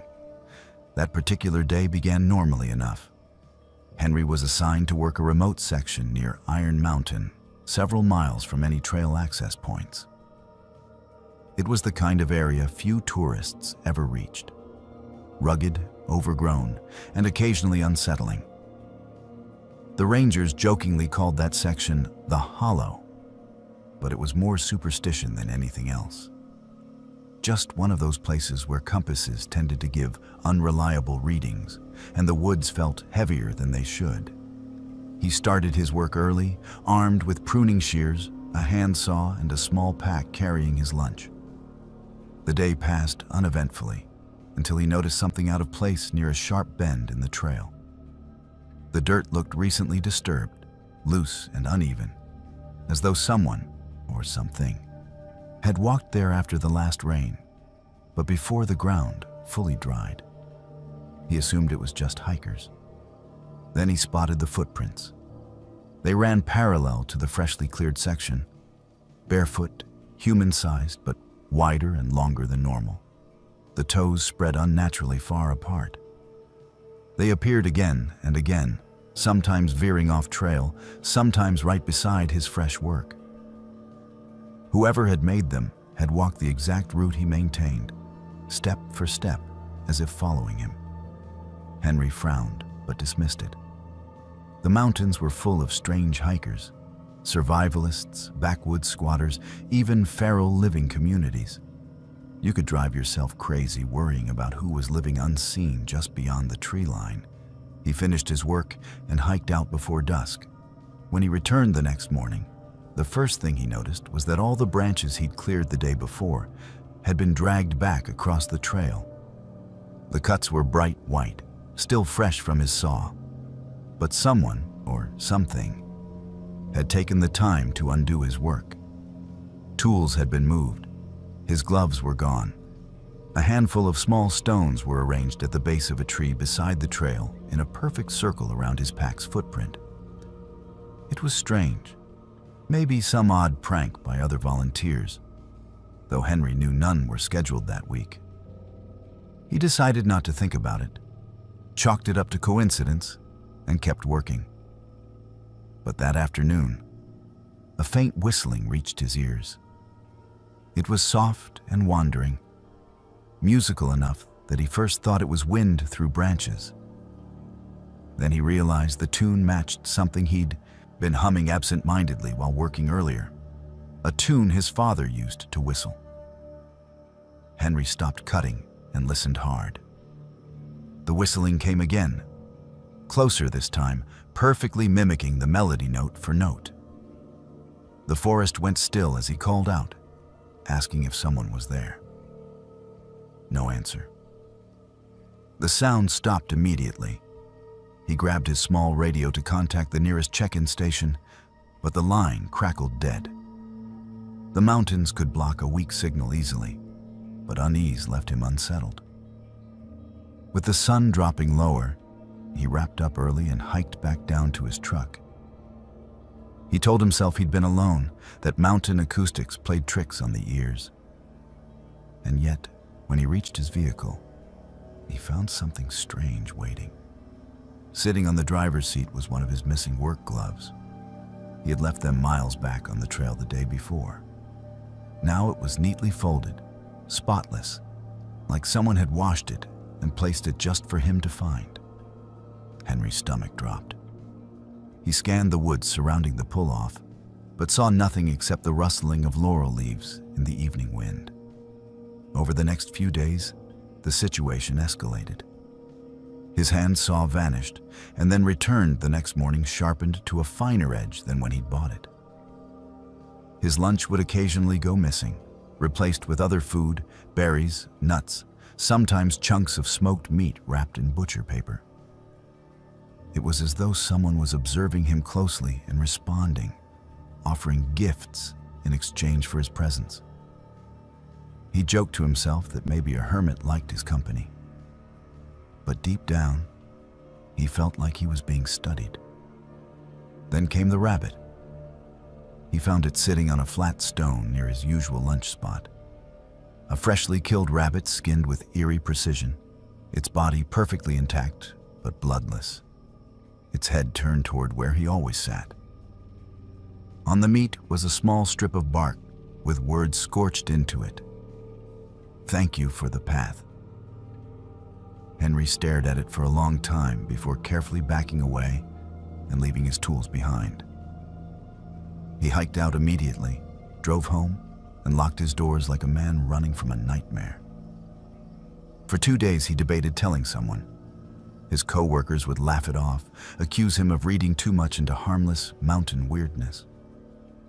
Finally, curiosity won over fear. He needed to know who or what was sharing the forest with him. So he returned. He arrived before dawn, moving quietly, determined to observe rather than work. He waited hidden behind a fallen log near his usual lunch spot. Hours crawled by as the forest slowly brightened. His patience wore thin right before noon, when movement caught his eye. A man, if it was a man, emerged from the trees. He was tall, gaunt, bare-chested except for scraps of patchwork clothing hanging from his frame. His skin was sunburned and rubbed raw, his hair a wild tangle that seemed almost woven with pine needles. The stranger moved oddly, half-crouched, steps silent, despite the undergrowth. He carried Henry's missing pruning shears and used them to trim branches along the path, just as Henry did, carefully cutting and stacking them aside. Every motion mimicked Henry's exact work habits. Repetition so perfect, it was unsettling. When the stranger stood upright, Henry saw his own hat perched on the man's head, the wide brim shadowing a face smeared with mud and soot, as if trying to imitate Henry's dirty, work-worn features. The figure knelt at the same lunch rock and unpacked its meal.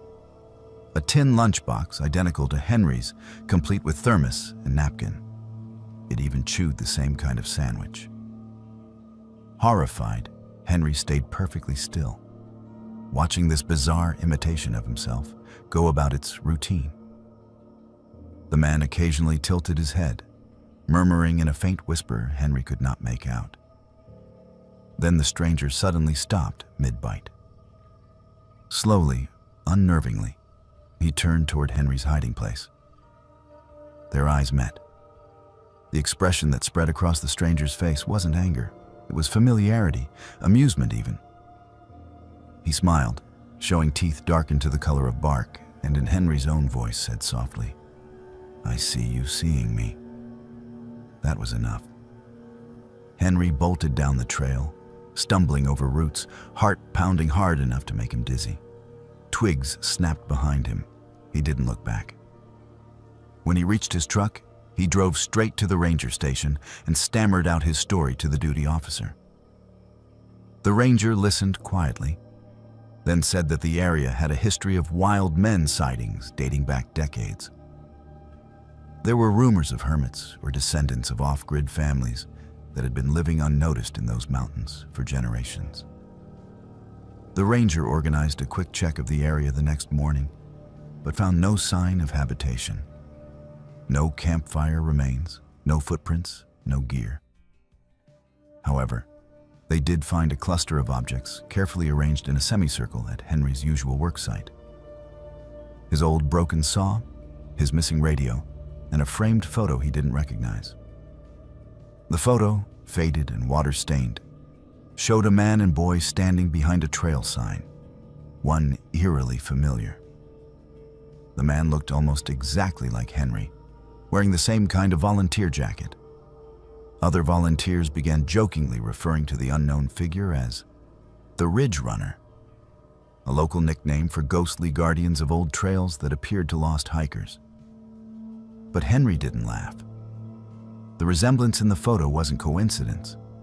It was exact, down to a faint scar on his jawline. Yet the photo clearly dated back decades, older than Henry was alive. After that, he refused to go back to that section of the forest. He even transferred to a different district, preferring clear, populated paths where hikers passed every hour. Still, there were reminders. Occasionally, he'd find tools returned from that site left in his supply truck, filthy but functional. Once, a co-worker mentioned hearing Henry whistling from several miles down the ridge, even though Henry had been homesick that day. In the months that followed, fatigue haunted him like a shadow. He couldn't shake the memory of that face, his own features staring back across decades of decay. He had nightmares of walking the same endless trail, clearing brush while someone just behind him mirrored every movement. Sometimes he'd wake at night, convinced he heard whistling outside his window, faint and low, copying one of his old work tunes. When the Rangers eventually installed trail cameras throughout that section, one image emerged that defied explanation. Captured late one evening near Henry's former site, the footage showed a tall, gaunt man walking carefully along the center of the trail, carrying pruning shears and wearing Henry's jacket. But the detail that chilled everyone who saw it was the timestamp, 1974, the faulty camera system registering a date 48 years earlier than it should have. Henry eventually quit volunteering altogether. He took a new job inspecting city parks, safe in open daylight.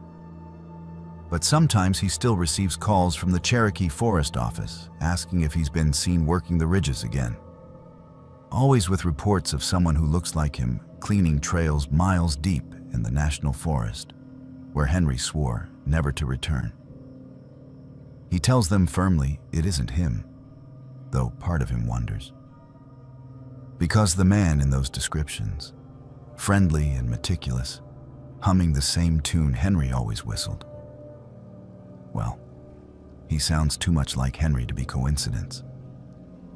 Now Henry dreams of being back on that mountainside, trimming branches beneath an endless canopy of green, while somewhere else, his other self moves just out of view, doing the same work, humming the same tune, keeping the path clear not for hikers, but for something far older that still walks those woods. And he knows deep down, the forest always keeps what it likes. Hello everyone, welcome back to Buried Files.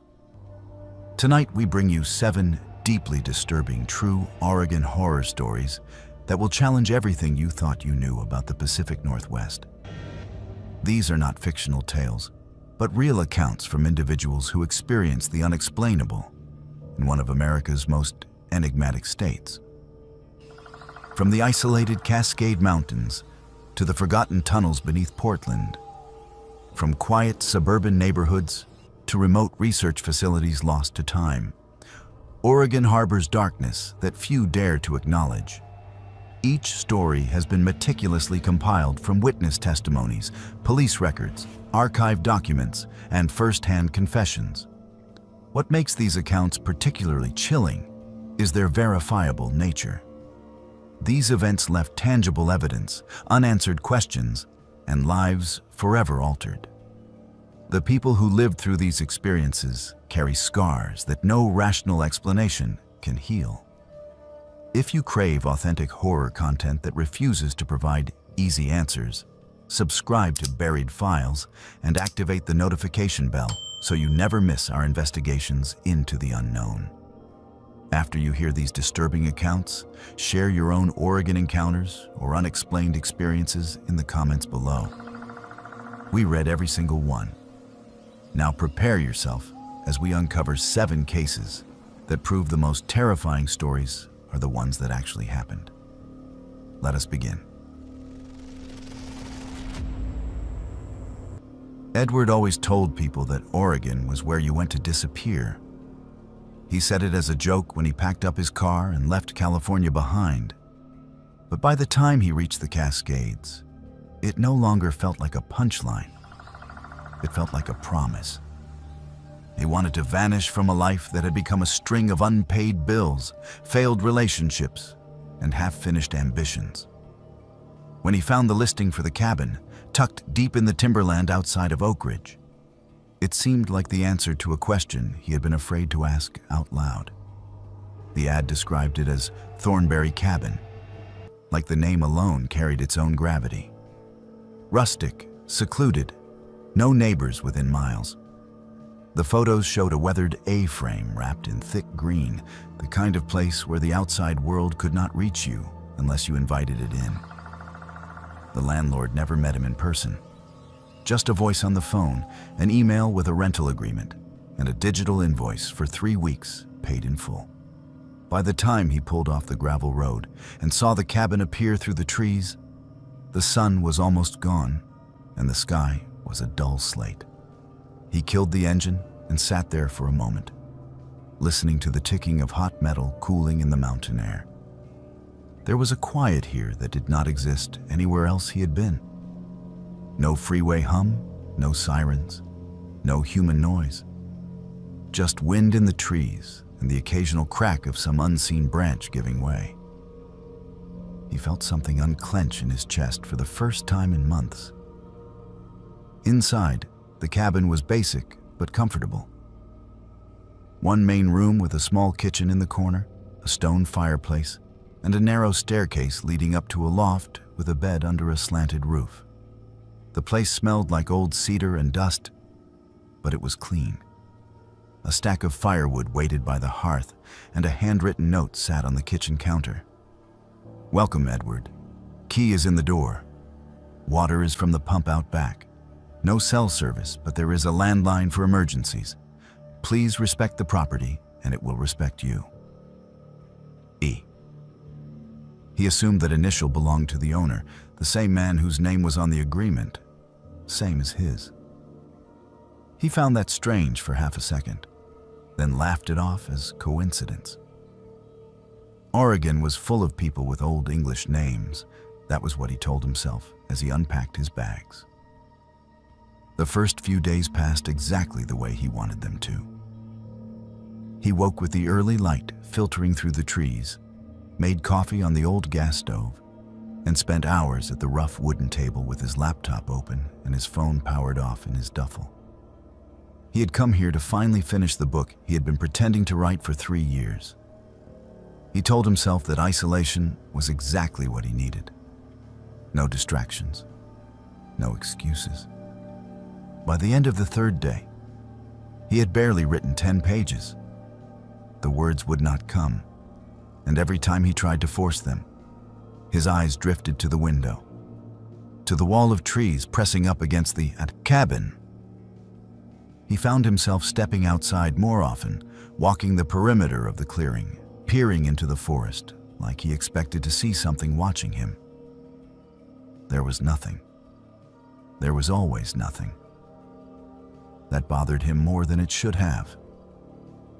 On the 5th day, he noticed something wrong. It was small, almost insignificant. He had left his mug on the kitchen counter the night before, half full of cold coffee. When he came downstairs, it was in the sink, rinsed, with the sponge resting on the edge of the basin. He stared at it for a long moment. He tried to remember if he had moved it the previous night and simply forgotten, chalking it up to exhaustion. It was possible. He had been up late, scrolling old drafts, searching for some spark of inspiration. Maybe he had cleaned it on autopilot. That explanation held until the 7th day. He woke just after sunrise, the gray light filtering into the loft. He climbed down the stairs, rubbing the sleep from his eyes, and stopped at the bottom step. The chair at the table, his chair, was pulled out as if someone had just stood from it. His laptop, which he always closed at night, sat open. The screen was dark, but the lid was undeniably raised. He moved slowly, as if sudden motion might disturb something unseen. His first instinct was to check the door. The deadbolt was thrown. The chain was still latched. The windows were all locked, the frame stiff from age. There was no sign of forced entry. On the screen, when he tapped the trackpad, a document was open. It was his draft, the same file he had been working on all week. Only now there were 3 new lines at the bottom, written in a font identical to his own. I am still here. You are not the first. You will not be the last. His heart hammered in his chest. He told himself that this had to be some kind of glitch. Maybe corrupted text from an old section he had deleted. He scrolled through the rest of the document, searching for duplicates, fragments. There was nothing else unusual. He deleted the lines, saved the file, and spent the rest of the day pretending he was not unsettled. He tried to work, but his eyes kept drifting to the corners of the room, to the door, to the ceiling. He kept hearing little sounds that he had not noticed before. The faint creak of the loft floorboards when no one was walking on them. The delicate scrape of something against the outside wall, like a branch being dragged back and forth. When night came, he lit a fire and told himself he was being ridiculous. It was an old building. Of course it creaked. That night, he dreamed the cabin was full of people. He could not see their faces, but he knew they were seated at the table, standing by the windows, lining the stairs. He sat in his chair while they crowded close, cold breath on his neck, whispering things he could not understand. When he woke, his throat was raw, as if he had been speaking for hours. On the 10th day, he found the journal. There was a loose board in the wall behind the bed in the loft. He had noticed it early on, but ignored it, more concerned with his lack of progress than cabin quirks. That morning, unable to shake the feeling that something was wrong, he tugged at it. The board came away easily, revealing a narrow cavity filled with dust and one small, cloth-bound book. The cover was cracked and faded, the pages yellowed. Inside, the first entry was dated October 3rd, 1983. The handwriting was neat, almost formal. I arrived at the cabin today. It feels like the world has finally gone quiet. This is where I will finish my work. I need distance from everything else. I need silence. The signature at the bottom of the page was his own name. Not his handwriting, but his name. He read for hours. The journal belonged to another man named Edward, who had rented the same cabin 40 years earlier. The entry started just like his own experience. Comments on the isolation, the peace, the hope that this place would finally allow him to complete whatever he had been working on. Then, slowly, the tone shifted. October 10th. I keep finding things moved. The chair, the cup, the lamp. I try to attribute it to forgetfulness, but I feel watched even when there is no one here. October 14th. I woke up to find writing on my page that I do not recall putting down. I would swear it is my hand, but the words are not mine. October 18th. The silence here is not empty. It is full of others. I hear them at night, moving through rooms that do not exist. Each entry felt like a distorted mirror of his own days. The details were different, but the pattern was identical. The creeping sense of being observed, the small changes in environment, the questioning of his own memory. The final entry was dated October 23rd, 1983. I understand now. The cabin is not a place, it is a door. It is open when someone like me comes here. Someone who wants to disappear. It gives us what we ask for. I can hear them better than ever tonight. They are not trying to scare me. They are trying to show me what comes next. I have decided to stay. When the next one comes, perhaps they will read this and understand. Perhaps they will join us. There was no signature. He stared at that last sentence until the words blurred. The logical part of his mind tried to explain it away. Maybe this was some elaborate attempt at horror by a previous tenant. Maybe it was a prank left behind by teenagers. Yet the dates, the aging of the paper, the dust behind the wall, none of it felt staged. He told himself that it did not matter. He would leave. The idea came to him with sudden clarity. He would pack his bags, lock the door, drive back down the mountain road, and find a motel with Wi-Fi and bad coffee and other human beings. The cabin could keep its ghosts, real or imagined. He went downstairs to close his laptop and shut down for the night, intent on leaving first thing in the morning. When he opened the document, there was new text waiting for him at the bottom. Do not run this time. You already stayed. His breath caught in his throat. He checked the file history, the timestamps. The last save had been hours ago, when he had finished fighting with a paragraph and walked away. The new line had no timestamp of its own. You already stayed. He closed the laptop with a snap and unplugged it, as if that simple act could sever whatever was happening. He went to his bag, yanked clothes from drawers, stuffed them inside. He did not bother folding anything. He grabbed his keys from the hook by the door, his heart pounding so hard he could feel it in his teeth. When he threw the deadbolt, the handle did not budge. The lock turned, the chain slid free, but the door itself remained stubbornly fixed in place. He put his shoulder into it. The wood shuddered, but did not open. There was no give, no sense of a stuck latch or warped frame. It felt like pushing against a wall. He moved to the windows. The latches clicked open easily, but when he tried to raise the glass, it would not move. Not even a millimeter. His fingertips went numb from the strain.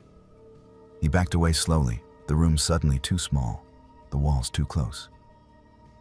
This is ridiculous, he whispered, but his voice shook.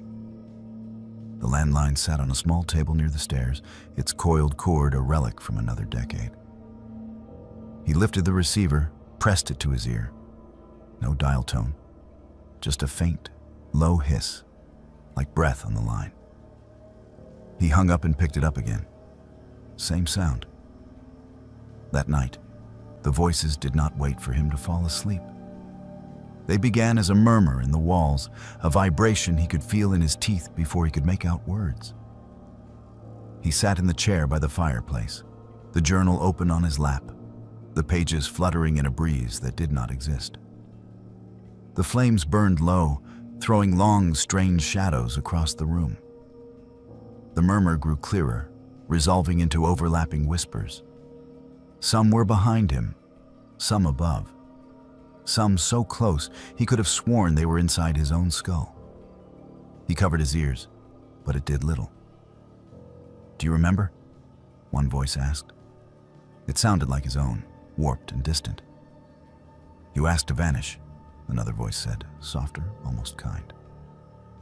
You finished, a third added. You just do not know it yet.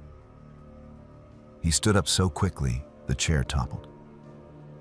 The journal slid from his lap and landed open on the floor. When he looked down, the page had changed. The neat entries from 1983 were gone, replaced by his own handwriting, his own words. I came here to disappear. I did not realize that I already had. He did not remember writing that. The ink glistened as if it were still drying. He stumbled back, his heel catching the edge of the rug. He nearly fell, steadying himself on the table. His laptop, still closed, vibrated under his hand. A soft, rhythmic shaking, like something alive trapped inside the metal shell. Against his better judgment, he opened it. The document was still there, but it was no longer his story. Paragraph after paragraph of experiences filled the screen, Dozens of voices speaking in first person. Some talked about snowstorms and isolation, others about arguments with loved ones, about deciding to leave everything behind and come up to the cabin for a while. Each one ended the same way. I decided to stay. Names appeared at the top of each account, but the letters blurred when he tried to focus on them.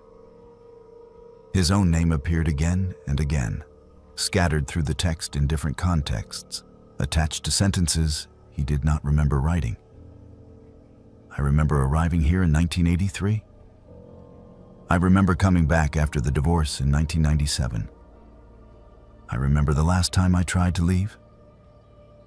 He slammed the laptop shut. For the rest of the night, he sat in the corner between the fireplace and the wall, his back pressed against the rough wood. He watched the door. He watched the windows. The voices did not stop, but they grew softer, more distant, like a radio station drifting out of range. At some point, he must have dozed off, because when he opened his eyes again, light was seeping through the cracks in the curtains. Morning brought a thin kind of courage. Things always seemed less terrifying in daylight. He told himself that whatever had happened, whatever he had seen, could be explained. Stress, isolation, maybe even gas leaking from the old stove, messing with his head. He was not trapped here. He refused to believe that. He tried the door again. This time it opened with a reluctant groan. Cold mountain air rushed in, sharp and clean, filling his lungs with something close to relief. He stepped outside, half expecting to find the world altered, the trees rearranged, the sky a different color. Everything looked the same. The car sat where he had left it. Gravel crunched under his boots. He unlocked the door, tossed his bag into the passenger seat, and slid behind the wheel. The engine turned over on the second try. The radio crackled, then caught a station halfway through some old song. It felt ordinary, blessedly ordinary.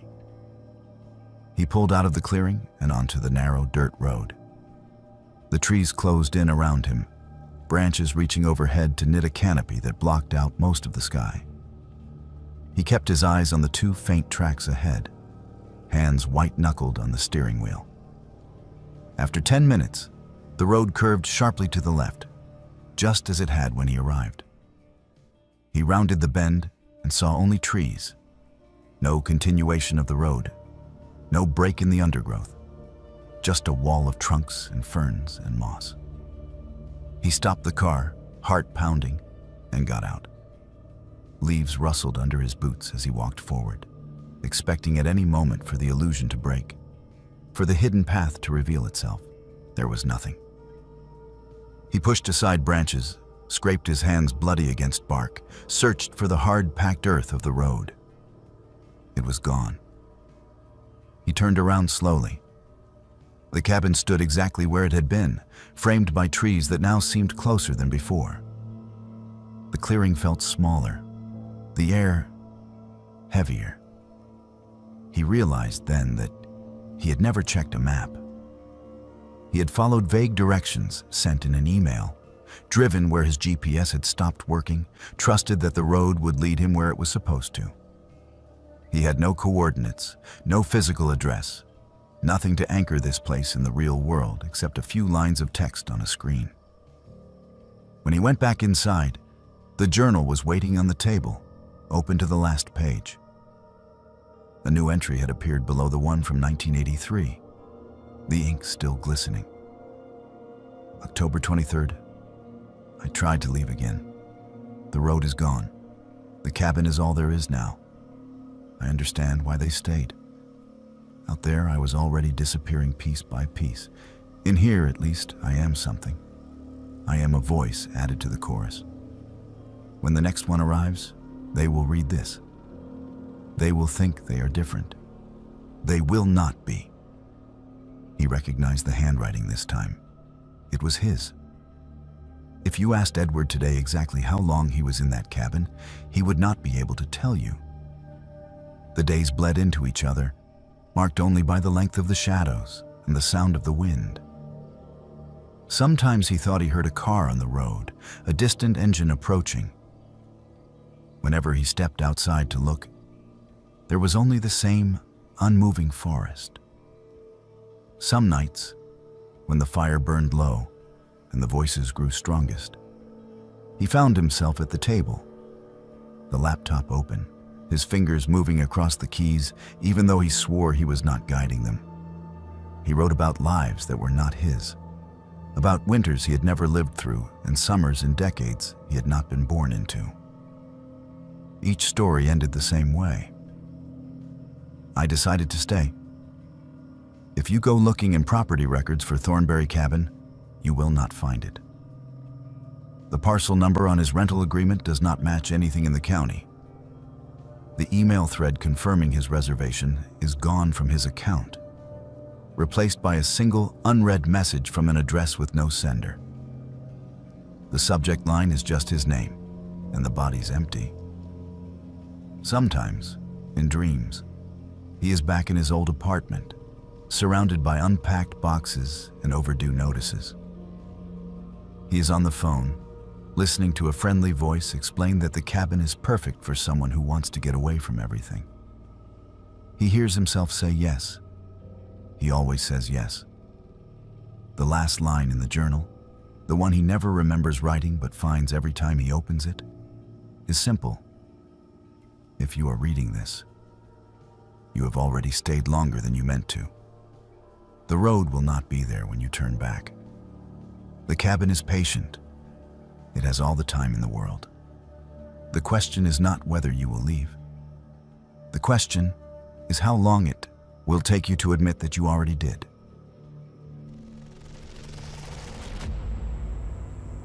I never met Camilla while she was alive. By the time I first heard her name, she had already been in the ground for 3 months, and I was being told I owned everything she left behind. The call came on a gray March morning, the kind of Oregon day where the clouds sit low enough to feel like you could reach up and smear them across the sky with your palm. I was at my tiny apartment kitchen table in Portland, half awake, scrolling emails and nursing a lukewarm cup of coffee. My phone lit up with an unknown number from a small town I had never heard of. Normally, I let those go to voicemail, but something made me answer. The man on the other end introduced himself as an attorney from Klamath County. He asked to confirm my full name, my date of birth, and my mother's maiden name. I braced myself for some kind of debt collection pitch, but instead he said very calmly that I had been named in the will of a recently deceased relative. Her name was Camilla. I told him he must have the wrong person. I did not have any relatives named Camilla. My family tree was small and painfully familiar. My mother was an only child. So was I. My grandparents on her side had died when I was in middle school. The few cousins we had drifted off years ago. He explained that Camilla had been my grandmother's older sister. Apparently, there had been a falling out long before I was born. No one ever bothered to tell me that my grandmother had a sister who moved out to the countryside near Crater Lake, bought a farmhouse, became a recluse. She had never married, never had children, and according to the attorney, had left everything to the nearest living blood. That was me. I should have felt lucky. Instead, I felt a kind of reluctant dread. The property, he said, was an old farmhouse on 40 acres of land about an hour outside of Crater Lake. There was some savings, not much, enough to cover taxes for a few years if I decided not to sell.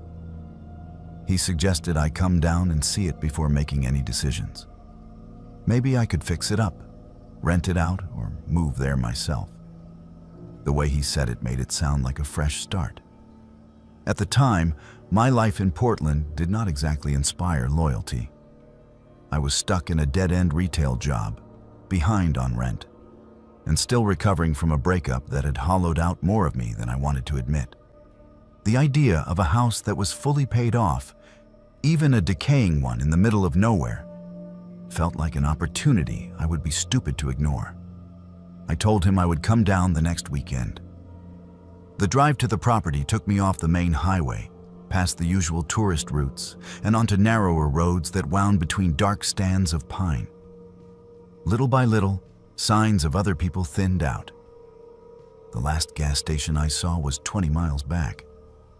My cell service vanished somewhere between one bend and the next, the bars flickering away as if someone had reached out and pinched the signal shut. The attorney's directions were precise.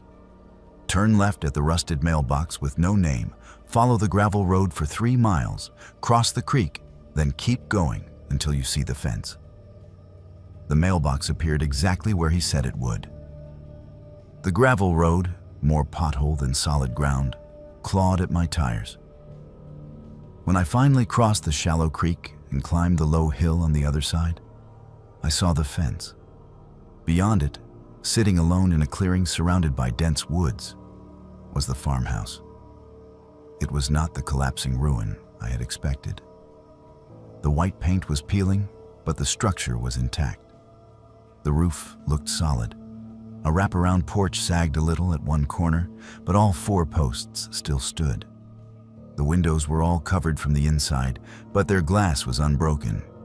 There was a barn off to the left and a chicken coop long since abandoned, its wire run filled with weeds. The front gate groaned when I pushed it open. A crow watched me from the fence post, head cocked to one side as if weighing my worthiness. The air smelled like wet earth and old wood. The attorney met me on the porch, holding a manila folder and a ring of keys. He was older, with thinning hair and the tired politeness of someone who has had this exact conversation too many times. We went through the legalities, the signatures, the acknowledgments. Then he pressed the keys into my palm and told me, in a careful tone, that my great-aunt had been an unusual woman. Before he left, he said something that stuck with me. He paused at the top of the porch steps, looked back at the front door, and said, "She was very particular about her mirrors." I asked him what he meant, but he only shook his head and walked back to his car. The house was quiet in the way of places that have seen years of human life. And then, suddenly, none. The air inside was still and faintly stale, but not rotten. It smelled faintly of lavender and dust. The first thing I noticed were the shapes on the walls. Every mirror in the house, and there were many, was covered with black cloth. In the front hall, a long rectangle hung where a hall mirror should be, draped in heavy fabric pinned tightly around the frame. In the parlor, a large oval over the fireplace was cloaked in the same way. Even a small mirror above the bathroom sink was wrapped and tied like a strange, dark gift. At first, I thought someone had died in the house, and the mirrors were covered in some old superstition. I told myself I would take the cloths down later once I had walked through everything. It did not feel right to start by undressing the house like that. The rest of the place was unnervingly orderly. Bookshelves lined one wall of the parlor, filled with neatly arranged volumes. The kitchen drawers were organized with almost obsessive care. Every knife, spoon, and measuring cup had its defined place. On the kitchen table lay a single sheet of lined paper, held down by an unlit candle. The handwriting was small and precise. "Do not remove the coverings. Do not let them see themselves. Do not stay after dark if you do. See." I stood there for a long moment, reading and rereading those 3 sentences. The logical part of my brain filed it away as evidence of eccentricity. Maybe she had been afraid of spirits. Maybe she had some mental illness that manifested in rituals like this. There were 100 explanations that did not involve anything supernatural. Still, the paper trembled slightly in my hand as I picked it up. I told myself I would humor her, at least for the first day. I would clean, inventory what was here, and leave the mirrors alone. If I decided to sell the place, the next owner could deal with whatever remained. The upstairs held 2 small bedrooms and a larger room that must have been hers. Each one had at least 1 mirror, and each one was covered in black cloth so tightly there were no gaps, no glimpse of glass beneath. Her bedroom had 3, one above the dresser, one freestanding full length against the wall, and one odd, narrow thing between the 2 windows. The coverings were pinned with small, rusted nails. The only place without any mirrors was the basement. The door to the basement was off the kitchen, half hidden behind a tall cabinet. I almost missed it. The steps were steep and narrow, and the light switch at the top of the stairs did nothing when I flipped it. I used my phone's flashlight to pick my way down, each footstep sending small echoes ahead of me into the darkness. At the bottom, the concrete floor was cold through my shoes. The basement was bigger than I expected, the ceiling low, supported by rough beams. One bare bulb hung from the center, burned out long ago. The smell down there was different from the rest of the house. Damp, metallic, like old pennies and rain-soaked stone. Along the far wall were shelves of glass jars and canned goods, the kind of emergency stash older people keep. Next to them, carefully stacked, were boxes labeled in neat handwriting. Spring clothes, tax records, photos. The back half of the basement, however, was taken up entirely by wooden masks. They hung from nails driven into the concrete wall, rows upon rows of them, stretching from one corner to the other. There must have been over 100. Everyone was carved from the same pale, unfinished wood. Everyone was the same face. The proportions were just slightly wrong. The eyes were set a little too far apart, the nose too narrow and long, the mouth stretched almost to the edges of the jaw. There were no pupils, just smooth, blank ovals where the eyes should be. Each mask had 2 small holes bored near the temples, with pieces of old leather cord threaded through, as if they were meant to be worn and tied in place. A few of them had faint streaks on the cheeks, darker patches that might have been water damage, or something else. I stood there, my phone light swaying slowly across the wall, and felt a prickle crawl up the back of my neck. The air in front of the masks seemed cooler, like standing in front of an open freezer. I told myself I was being dramatic. They were just pieces of wood. My great-aunt had been an artist or a hobbyist with a morbid bent. That was all. On the workbench beneath the masks lay tools, chisels, sandpaper, jars of varnish. There was also a small notebook, its cover stained with what looked like oil. On the first page, in that same precise handwriting, was a single line. They do not like to see their own faces. The rest of the pages were filled with sketches. The same face over and over, from different angles. Sometimes just the upper half, sometimes just the mouth. In the margins, she had written short notes in a cramped, hurried style. Too close to human, eyes farther, smile less. By the time I climbed back up the stairs, the light outside had shifted. The sky seen through the kitchen window was darker than it should have been for mid-afternoon. Thick clouds had rolled in, swallowing what little sun there had been. I checked the time on my phone. I had been down there less than 20 minutes. The sensible decision would have been to leave. I could have driven back to town, found a motel, and come back another day with a friend, or at least during full daylight. But something about the place hooked its fingers into me. Maybe it was the isolation.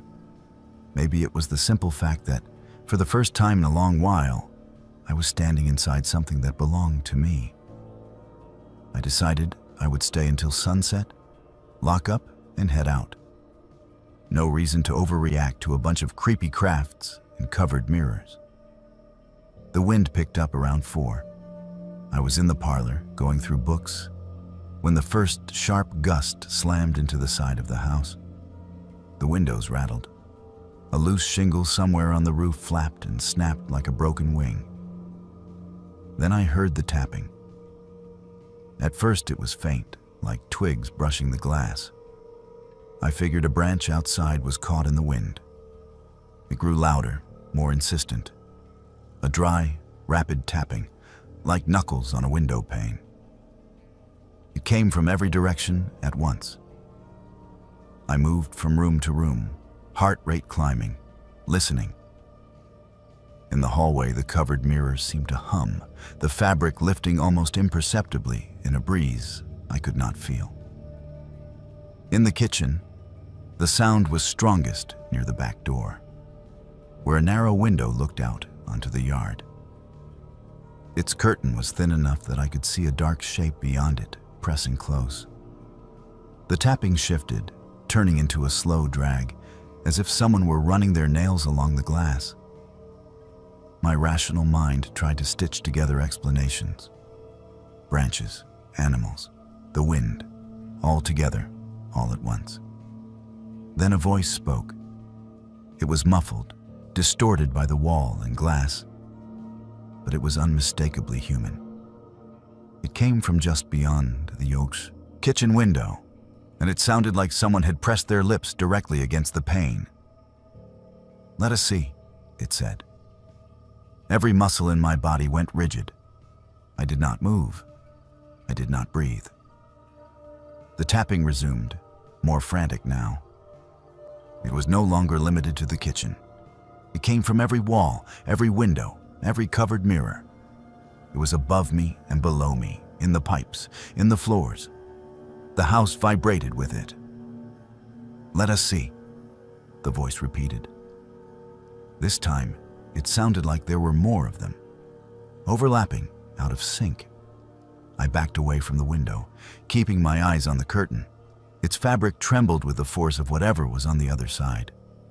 The black cloths over the mirrors began to flutter, though there was no draft. The nails that held them shivered in the wood. The note on the kitchen table flashed through my mind. "Do not remove the coverings." I did not. I wanted to. That was the worst part. Some deep, ugly curiosity inside me wanted to tear the cloth away, to press my face to the glass and see what was asking, to know what shape was making that sound. Instead, I grabbed my keys, stumbled to the front door, and yanked it open. The wind hit me full in the face, carrying bits of dried leaves and dust. The sky outside was a solid sheet of dark gray. The trees around the clearing thrashed, their branches bending like they were trying to uproot themselves. On every window of the house, as far as I could see, something pressed against the glass from the inside. Not hands. Not exactly. The impressions looked like faces pushing forward, features distorted by the barrier between us. The shapes stretched and warped, mouths opening and closing in silent, wordless screams. Wherever the black cloths covered mirrors inside, the window panes aligned with them were clear, as if whatever was trying to get through could not quite find its way there. But the ones without mirrors behind them bulged outward in ripples, as if something inside was leaning with all its weight. I do not remember getting to my car. I remember the engine roaring and the gravel spitting under my tires. I remember the trees blurring into a single dark wall as I flew back down the road. I did not look back. I made it to a roadside motel that night, shivering and wired, with the sound of tapping still echoing in my skull. I did not sleep. Every time I closed my eyes, I saw pale wooden faces with two wide mouths and black, mirrorless eyes. The next morning, I called the attorney and told him I wanted to sell the property. He sighed, said he had expected as much, and then told me something that made my stomach drop. "You cannot," he said. "The will is explicit. The land passes only to blood. It can be transferred within the family, but it cannot be sold outside it." I argued, yelled, asked about loopholes, he said I could let it sit, pay the taxes, or let the county take it after years of neglect. But I could not simply hand it off to someone else. The land was mine. So was the house. So, apparently, was whatever was pressing its face against the glass, asking to see itself. It has been a year since that day. I have not gone back. The tax notices arrive regularly, thin envelopes with numbers that climb a little every time. Sometimes, late at night in my Portland apartment, I catch my reflection in the bathroom mirror and feel a surge of irrational guilt, like I am breaking some rule I never agreed to. Once, when I woke from a nightmare of tapping and whispering, I found a small smear on my bedroom mirror. It looked like the print of a face pressed hard against the glass, then pulled away. The shape of a mouth, too wide, lingered there in fog. I wiped it off and told myself it was condensation, just breath, my own breath. There are days when I think about going back to the farmhouse with a sledgehammer and a can of gasoline, ending whatever is there by brute force. But I remember the way those coverings trembled, the careful neatness of Camilla's handwriting, the 100 wooden faces staring silently from the basement wall. She spent a lifetime carving those masks, a lifetime covering every reflective surface in that house, a lifetime making sure they never saw themselves. I sometimes wonder what will happen when the cloths finally rot and fall, when the nails rust through and the wind slips its fingers under the edges. I do not know what made Camilla write that note on the kitchen table. I do not know what sat outside her windows for all those years, asking to see. I only know that whatever it is still out there, pacing the perimeter of that clearing, waiting patiently for glass and silver to be uncovered. And somewhere in that basement, a wall of identical faces stares into the dark, never quite knowing why they were carved to look that way.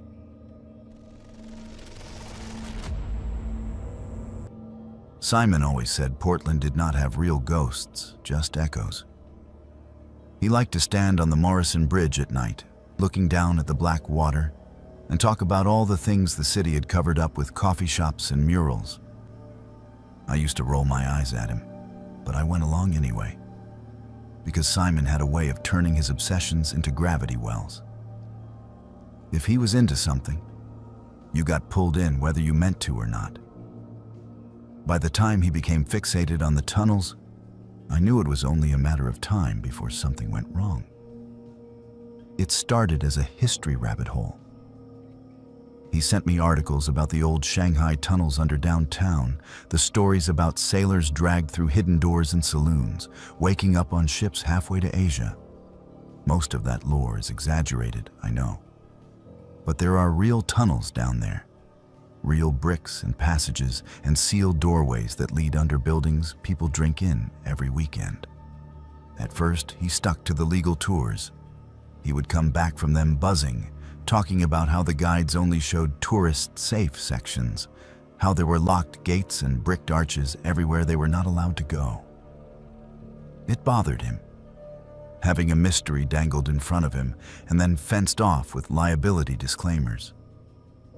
I should have recognized that look in his eyes when he said, "There are parts of this city that never came back up." The night everything happened, he texted me around 9. "Found something? Real entrance this time, not on any tour. Come with me." I was already in bed, half asleep, the rain making a steady hiss against my window. I stared at the message for a long minute. Simon had dragged me through enough questionable adventures that I knew how this would go. We would sneak into somewhere we were not supposed to be. I would spend the whole time worrying about security guards and structural collapse, and he would laugh it off and call me paranoid. I told him I had an early shift. That was only half a lie. He tried to guilt-trip me with a few exaggerated sad faces, then finally sent, "Fine. I will document everything. You will be jealous later." The last message from me that night was, "Try not to get arrested." He responded with a photo. It was a brick wall in what looked like a basement, one section partially knocked out, revealing a dark, rounded tunnel beyond. There was graffiti on the bricks, layers of tags and dates. But the opening itself looked fresh, like someone had been chipping away at it recently. Under the photo, he wrote, "This is not on any map. Talk tomorrow." I woke up at 3 a.m. to the sound of my phone buzzing on the nightstand. At first, I ignored it, tangled in the heavy, half-aware certainty that nothing good ever comes from calls in the middle of the night. When it did not stop, I fumbled for it. It was not a call. It was a string of messages from Simon. The timestamps crawled across the screen. 11:42 p.m., 12:03 a.m., 12:17 a.m. I had slept through the vibration. The first one was a picture of a concrete corridor, low ceiling, pipes running along the top. My friend's boots were visible at the bottom of the frame, toes pointing into darkness. "You would love this," he wrote. So much older than the tours. The second photo showed a heavy metal door, the kind you see in industrial basements. It had a sliding latch on the outside, not the inside. The paint around the frame was scratched. Why is a door locked from the outside underground? The third message was just text. "There is stuff down here that is not old. New sleeping bags, cans like someone is living here." The fourth, "Hearing something. Might be water or rats." There was a longer gap after that. Then, at 12:17 a.m., "There is a room. Doors like the one in the pic. All with locks only on the outside. One is open. There is someone in there." My throat went dry as I read that last one. The follow-up came a minute later. "They are chained. I think they have been here a while. Going to help them. Signal is bad." The final message hit at 12:19 a.m. "They are not alone down here." Nothing after that. I tried calling. The first attempt went straight to voicemail. The second just rang and rang until the call dropped. I called again, this time to 911, my fingers clumsy on the screen. Explaining to the dispatcher that my friend was somewhere under Portland, in tunnels that might not officially exist, sounded insane even to my own ears. I forwarded the photos and messages when they asked, sent them the last GPS location from the image metadata. The officer who met me downtown an hour later had the patient look of someone dealing with another drunk story. That expression faded when he saw the photos. "This entrance, you know where it is?" he asked. I shook my head. He said an old building in Chinatown. That is it. They found the place eventually, following little clues Simon had left without realizing it. A sticker from a specific bar in the corner of one photo, the color of the paint on a basement door in another. I watched them disappear down a set of stairs in a condemned building and felt more helpless than I ever have in my life. Time stretched into something ugly. Every minute that passed without news felt like it was being added to a tab somewhere that I would never be able to pay off. When the officers finally came back up, their faces were pale and drawn. One was carrying Simon's backpack. The straps were frayed, like they had been yanked hard. They did not find him. They followed what they thought was his path. Footprints in dust, scuff marks on the concrete. They found the corridor from the photo, the door with the outside lock, the makeshift camp in a side room. Blankets, food, a few syringes. The air down there was stale and wet, the kind of cold that settles into concrete. There was blood on one wall, a smear about, shoulder height, dragged downward. The lab later said it matched Simon's DNA. The trail led to a section where the ceiling had partially collapsed. Old bricks and broken pipe choked the passage. Beyond the rubble, darkness waited. "Too unstable to dig," the officer told me. It looks like part of the tunnel system caved in. If he went through there. He did not finish the sentence.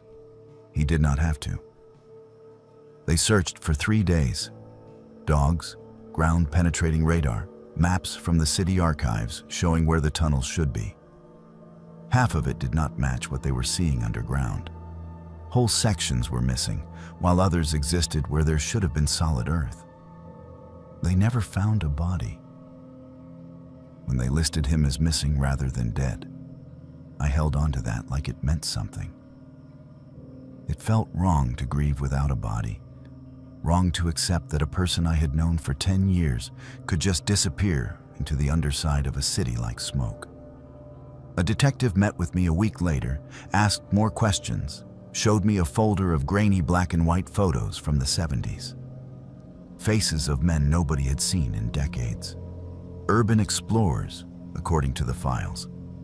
3 separate cases, all of them obsessed with the Shanghai tunnels, all of them gone. All last seen somewhere in this part of downtown, the detective said, tapping the map. We think there is a network down there that is not officially documented. People have been using those spaces for a long time, not always for legal things. People like who? I asked. He looked tired. People who do not want to be found. People who need places to put things the rest of us would rather not know about. He closed the folder and lowered his voice. I am going to give you some advice off the record. Stop going down the rabbit hole. Let us handle it. Whoever is using those tunnels does not want visitors. I nodded, but some part of me refused to stop looking. I dug through old newspapers, forums, rumors.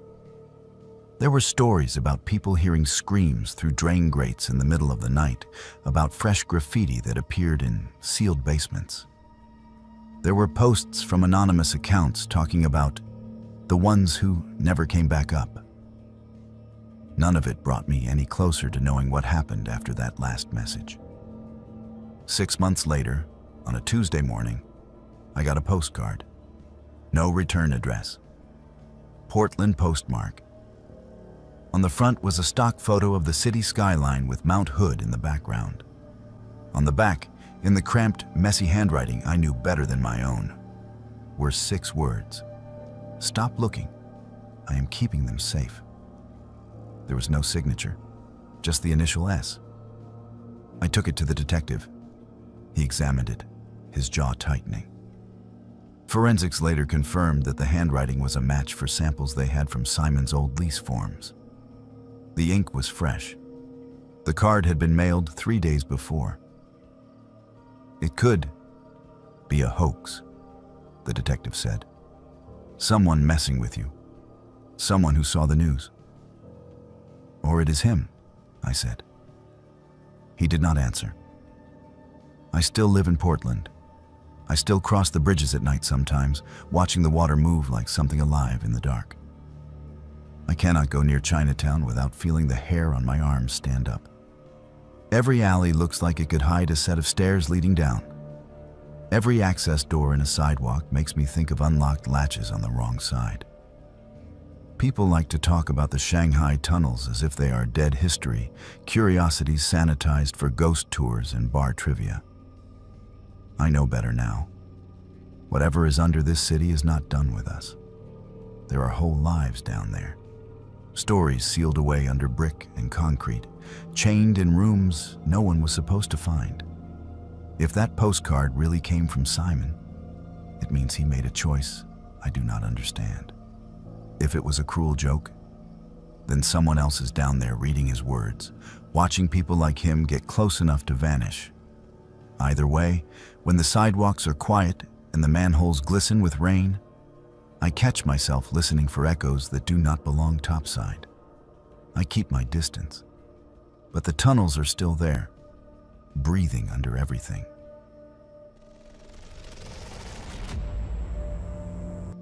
My grandmother Dorothy was the kind of woman who documented everything. She kept receipts in envelopes sorted by year, recorded every phone conversation on cassette tapes, and filled filing cabinets with genealogy research that went back 8 generations. When she died, I inherited more than her house outside Salem. I inherited boxes of cassettes, notebooks, and a single audio recording that I wish I had never listened to. She had been living alone for almost a decade by then. My grandfather passed when I was still in high school.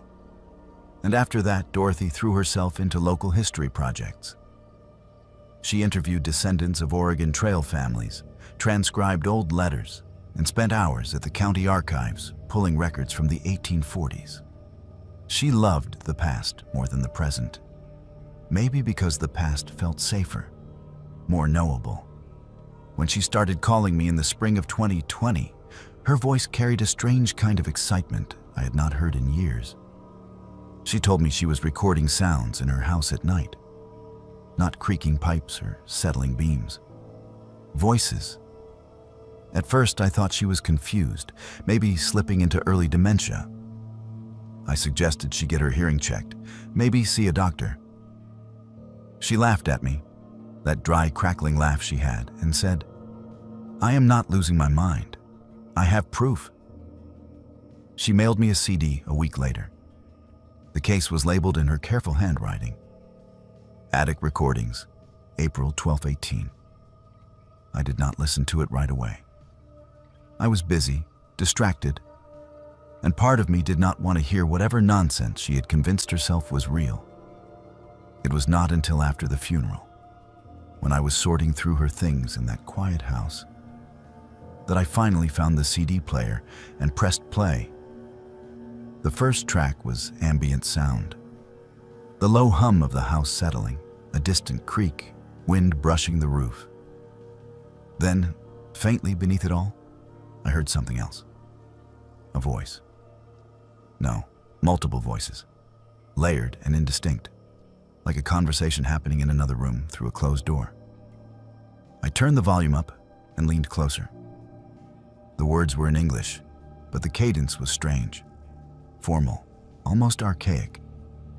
One voice, male and rough, said something that sounded like, "How many days since the crossing?" Another voice, softer, replied, "We do not count days anymore." The recording continued for 11 minutes. The voices came and went, sometimes clear, sometimes lost under static.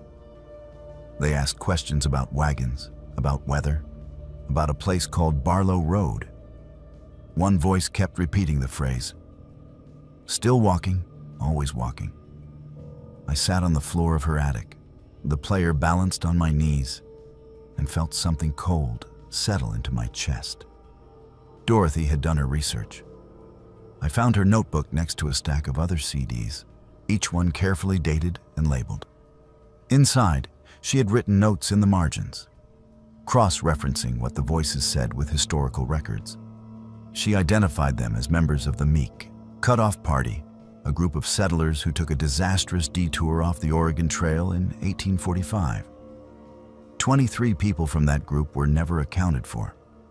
They vanished somewhere in the Cascade Mountains and were presumed dead. But Dorothy did not think they were dead. She thought they were lost. One entry in her notebook, dated May 3rd, read, "They do not understand they are gone. They think they are still traveling. When I ask how long they have been walking, they cannot answer. Time does not move for them the way it does for us." She had been talking to them. I found more recordings, dozens of them. In one, Dorothy asked directly, "Where are you now?" The reply came after a long pause, distant and hollow. "Still crossing. We see the ridge, but it never comes closer." "How long have you been crossing?" Another pause, then, "Your time does not pass here."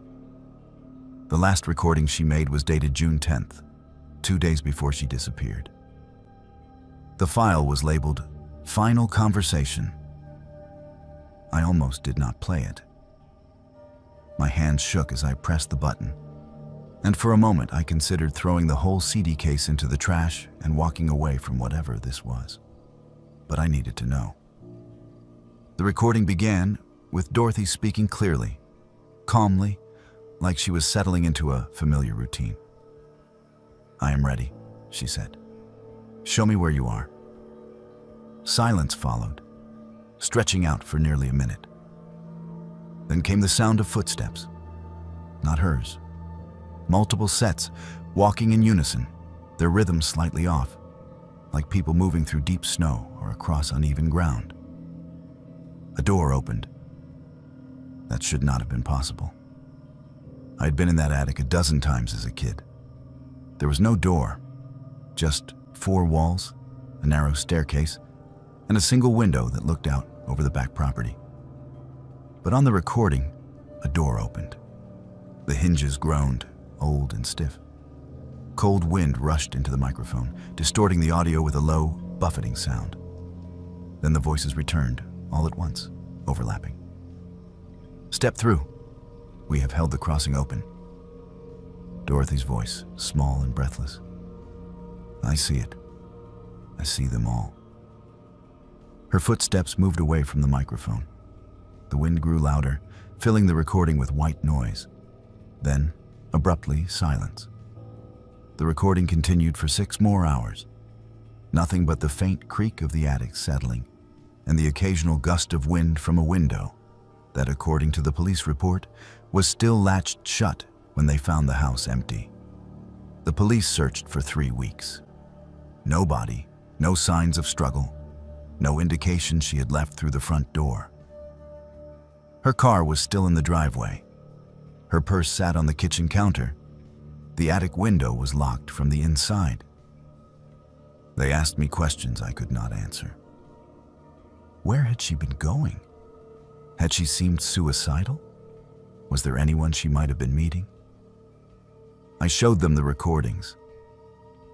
They listened politely, exchanged glances, and filed them away as evidence of mental distress.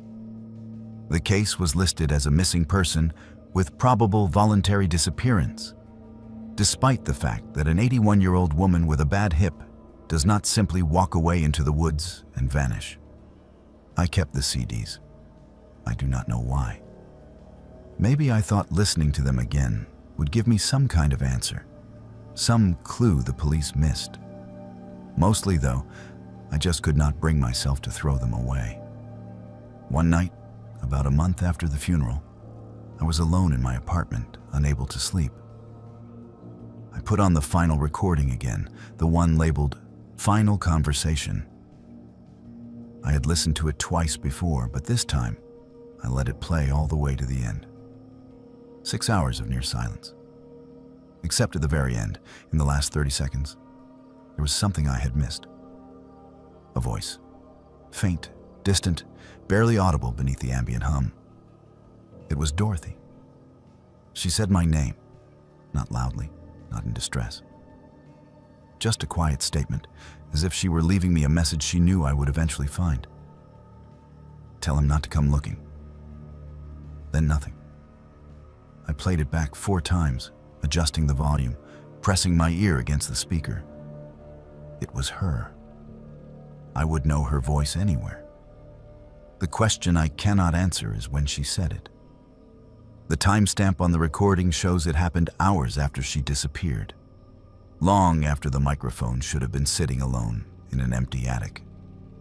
Either she came back and spoke into the recorder without opening any doors or windows, or she said it from wherever she went, and somehow it reached back across the distance. I have not been back to the house since. It sits there still, full of her things, the attic undisturbed. I pay someone to check on it once a month, make sure the roof is not leaking, that nobody has broken in. Every time they send me a report, they mention how quiet it is, how the place feels like it is waiting for something. I still have the recordings. Sometimes, late at night when I cannot sleep, I think about playing them again. I think about going back to that attic with my own recorder, sitting in the dark and asking the same questions Dorothy did. I think about what she saw when that impossible door opened, what made her step through without hesitation, where she is now. But I do not go. Because if Dorothy found what she was looking for, if she finally crossed over into whatever place those voices were calling from, then she is still walking, still crossing. And maybe some trails are not meant to have an end. The settlers from 1845 never made it to the valley. They are still out there somewhere, caught in a landscape that does not move forward, asking how many days since the crossing and never getting an answer. Dorothy joined them. And if I go looking, I know exactly what will happen. I will hear my name on a recording I have not made yet, spoken from a place I cannot reach, telling whoever listens after me the same thing she told me. Do not come looking. Some people get lost in the woods. Some people get lost in time. Dorothy got lost in both. And the voices in the attic are still asking how long it has been since the crossing, still waiting for the ridge that never comes closer, still walking through a version of Oregon that stopped existing 175 years ago. They do not know they are gone. Maybe Dorothy does not either.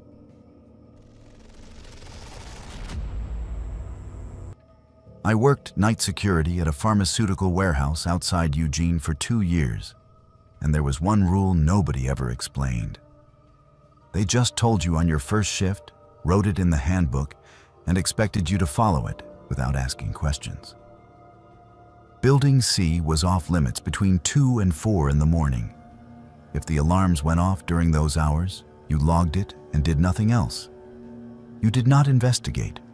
You did not call it in. You just wrote it down and waited for daylight.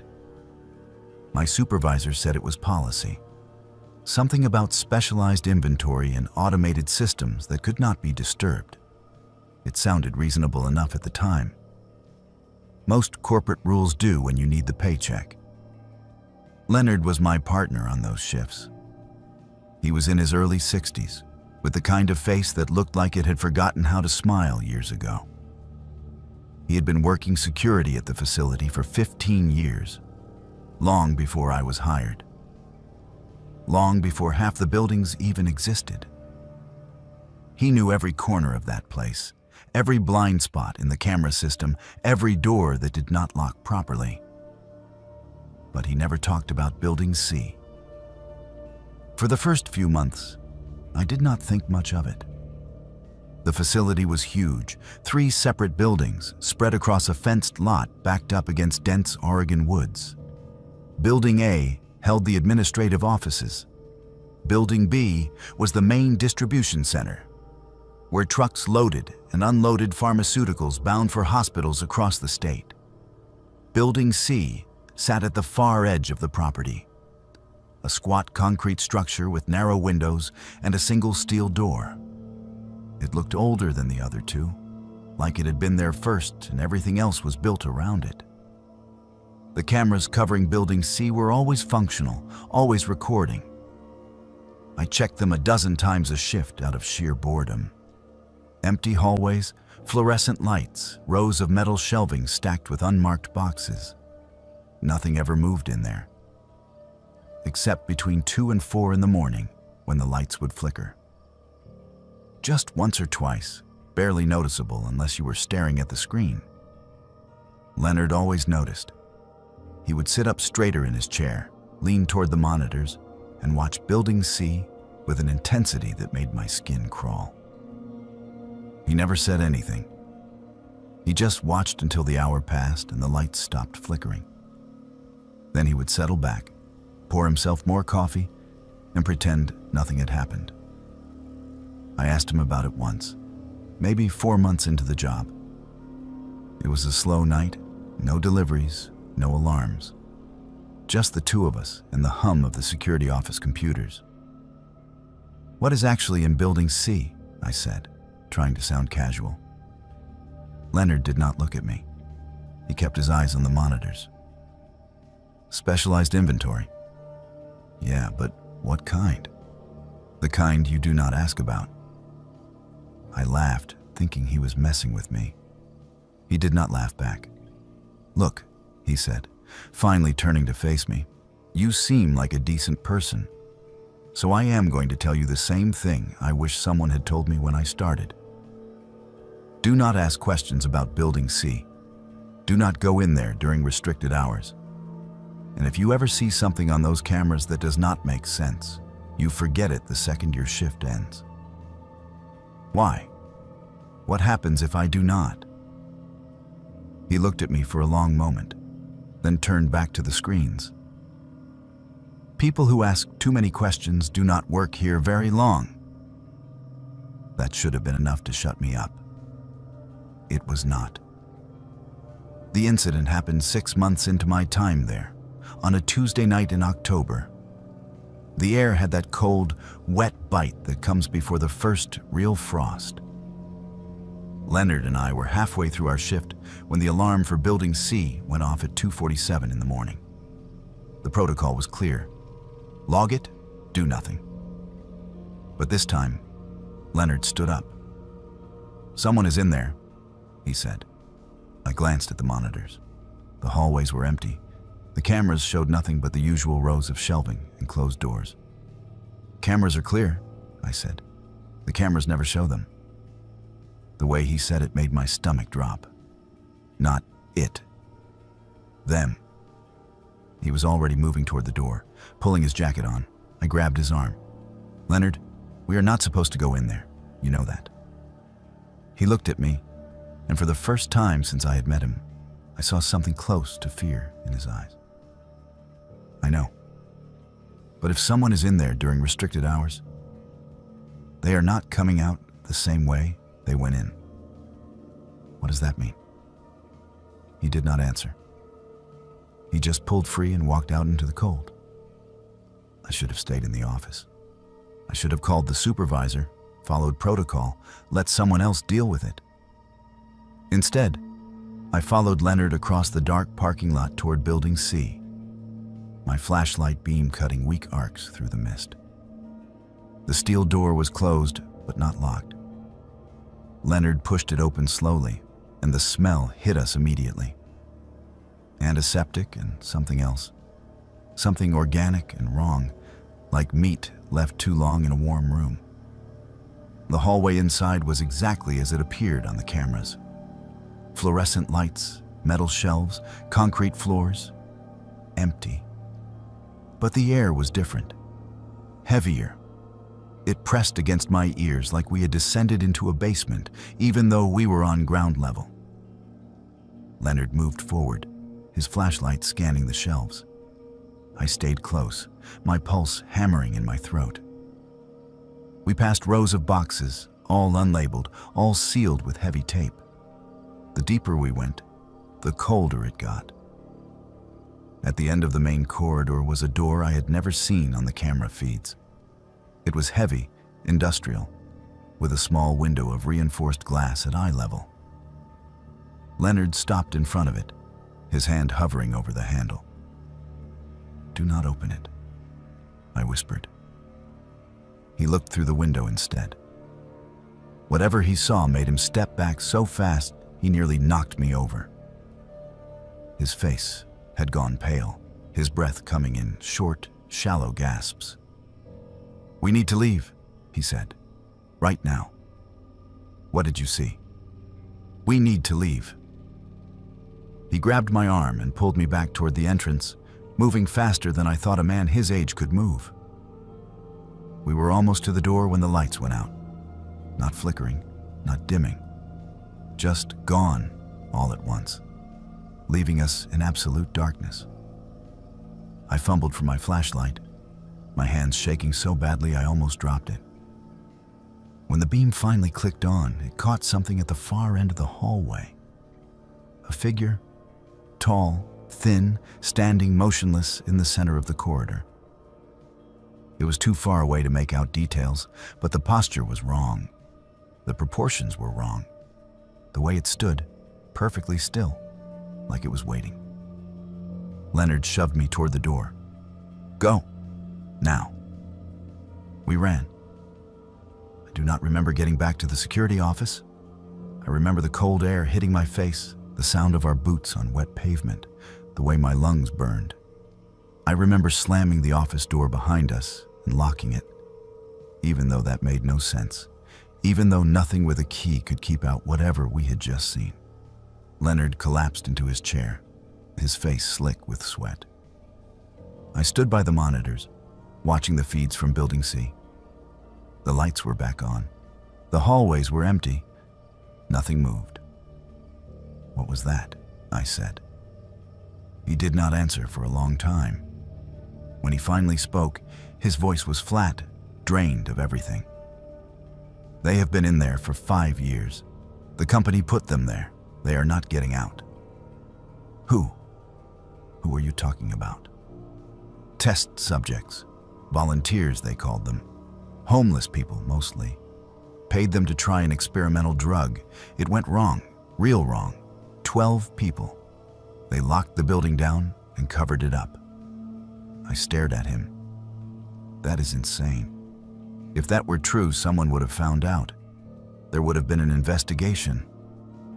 Leonard laughed, a bitter, broken sound. "You think this company does not know how to bury things?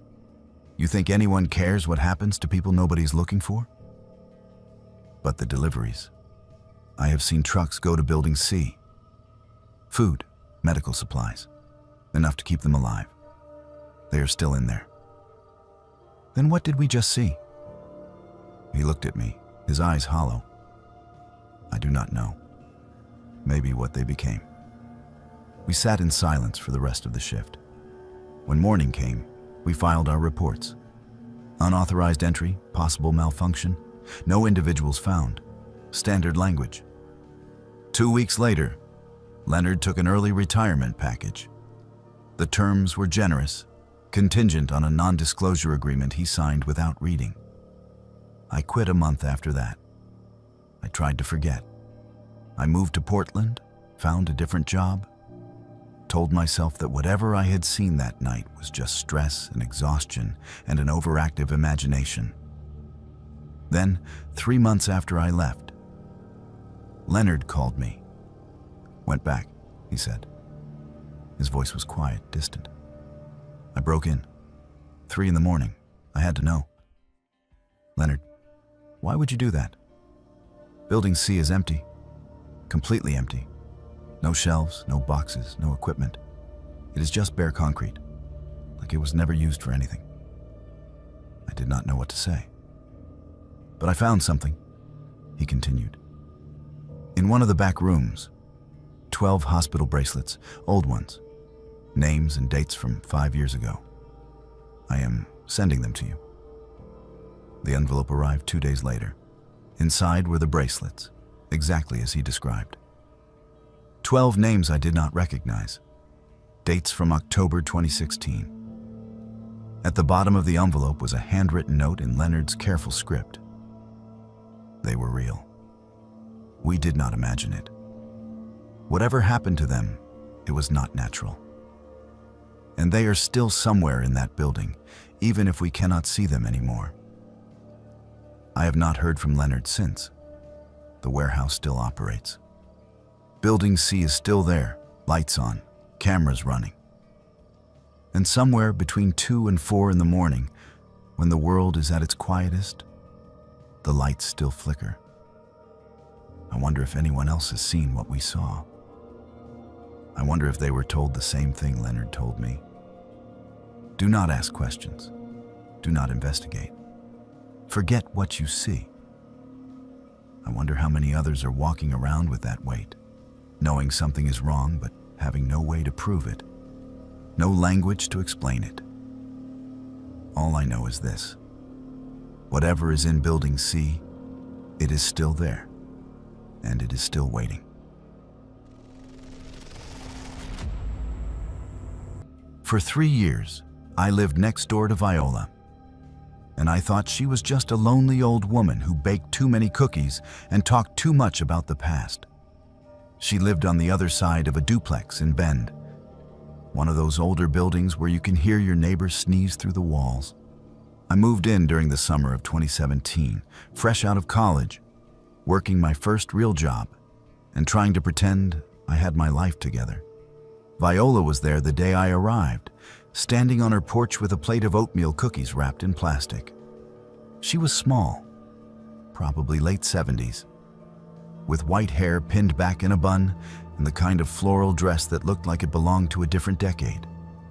Her smile was warm, her voice soft and grandmotherly. "Welcome, dear," she said, handing me the plate. "It is so nice to have someone young next door again. The last tenant was hardly ever home." I thanked her, made small talk about the neighborhood, and went inside to unpack. Over the next few weeks, she became a fixture in my routine. She would knock on my door with leftovers, invite me over for tea, ask about my family. It was comforting, in a way.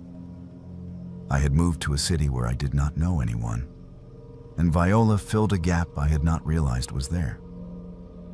She talked about her late husband constantly, how he had understood her hobbies, how patient he had been, how much she missed having someone to share things with.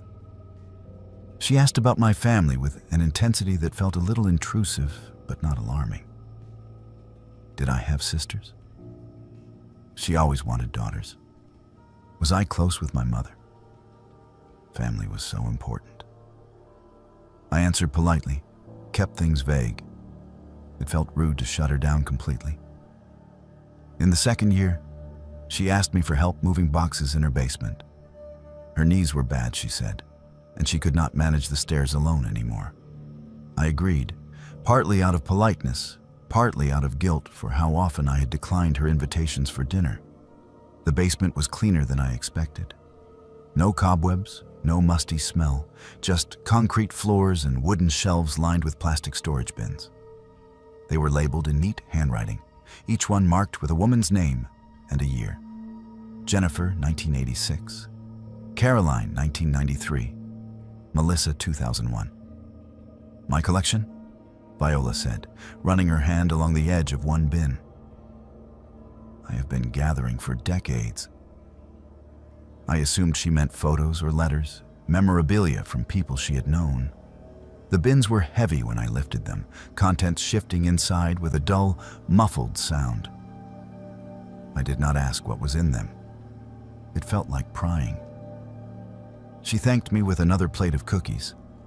The smell started in the summer of 2019, during a brutal heat wave that turned the duplex into an oven. At first, I thought something had died in the walls. A rat, maybe, or a bird trapped in the attic. It was sweet and rotting, thick enough to taste. I knocked on Viola's door to ask if she was noticing it too. She nodded, wrinkling her nose. "Rats in the crawl space. I have an exterminator coming tomorrow." The smell lingered for 3 weeks, gradually fading as the weather cooled. I stopped thinking about it. Then a woman went missing. It was all over the local news. A 23-year-old graduate student from Corvallis, last seen jogging near a nature trail about 50 miles away. The search went on for days. Volunteers combed the woods. Police put out appeals for information. I watched the coverage with the same detached concern most people have for tragedies that happen to strangers.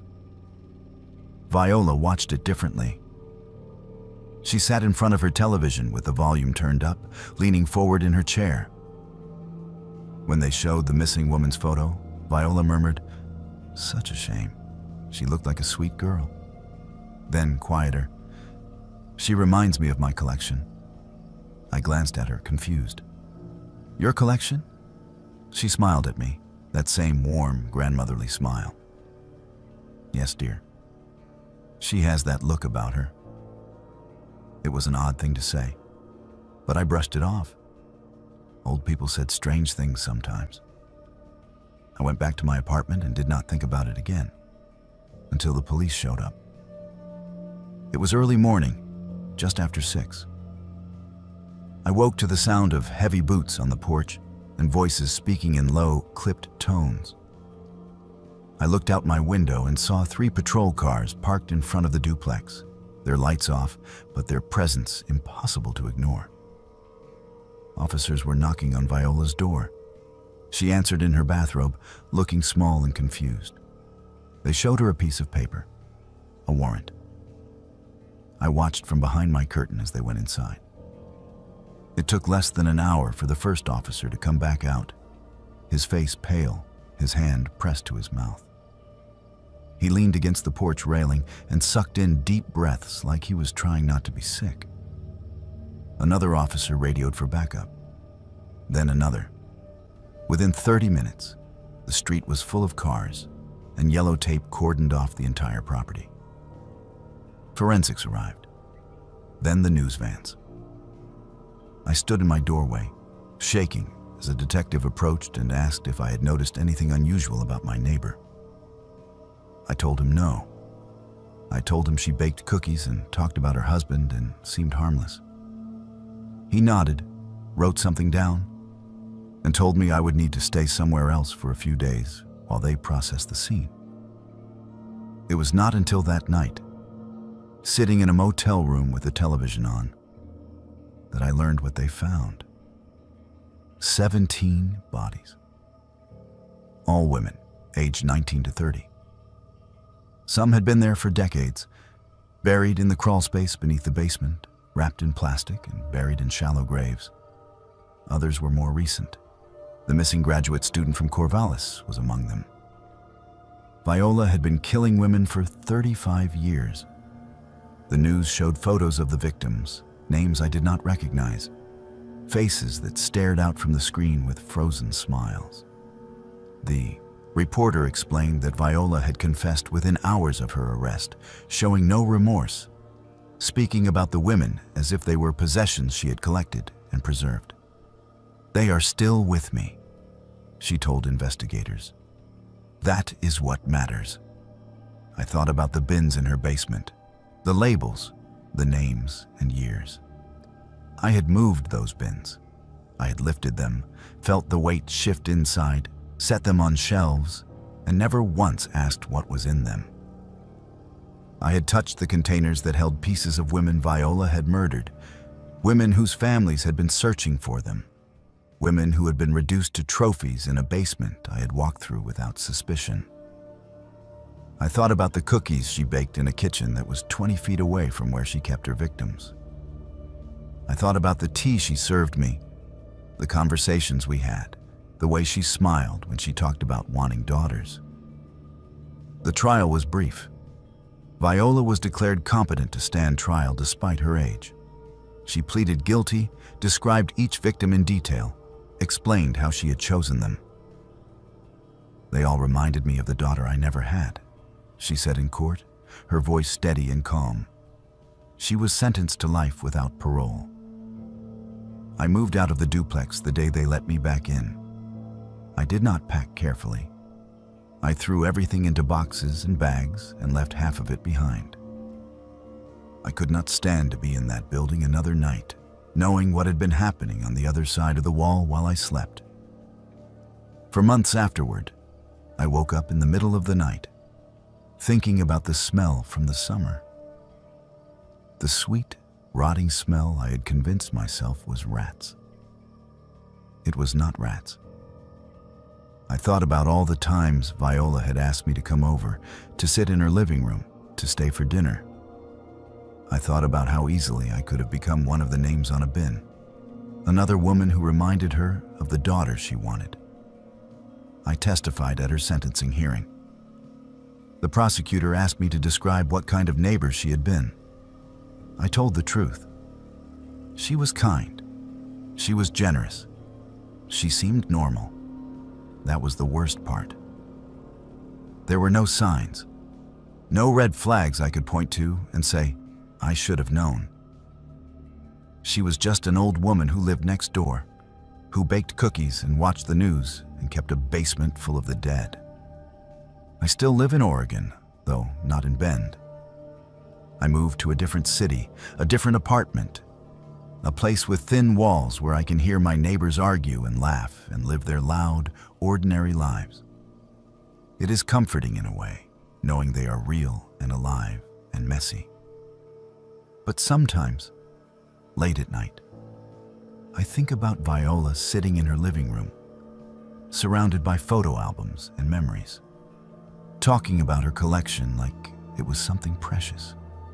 I think about the women who disappeared, one by one, over the course of 35 years, and how many people must have walked past Viola on the street, sat next to her at the grocery store, smiled at her in passing, and never once suspected.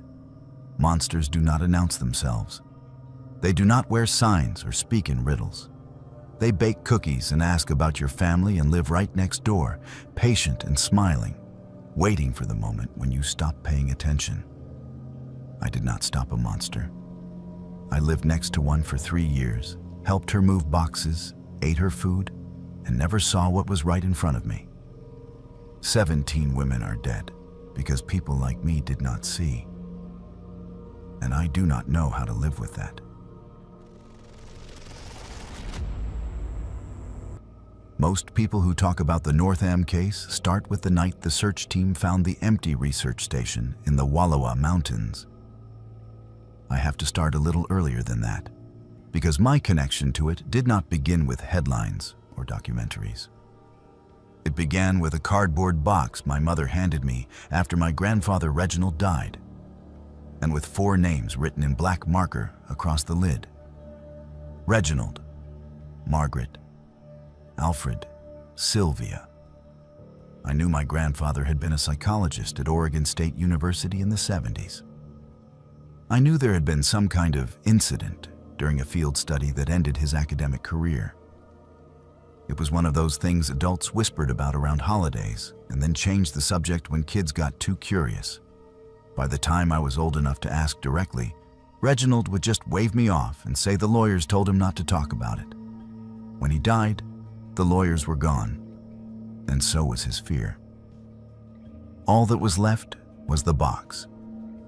Inside were yellowed newspaper clippings, photocopies of university memos, and a stack of photocopied journal pages. On the very top was a photo I had never seen before. My grandfather standing in front of a squat concrete building half buried in snow, his arm around a woman I recognized from family albums as Margaret. On the back, in his shaky handwriting, he had written, "Last clear day, Wallowas, 1974. The clippings told the official story.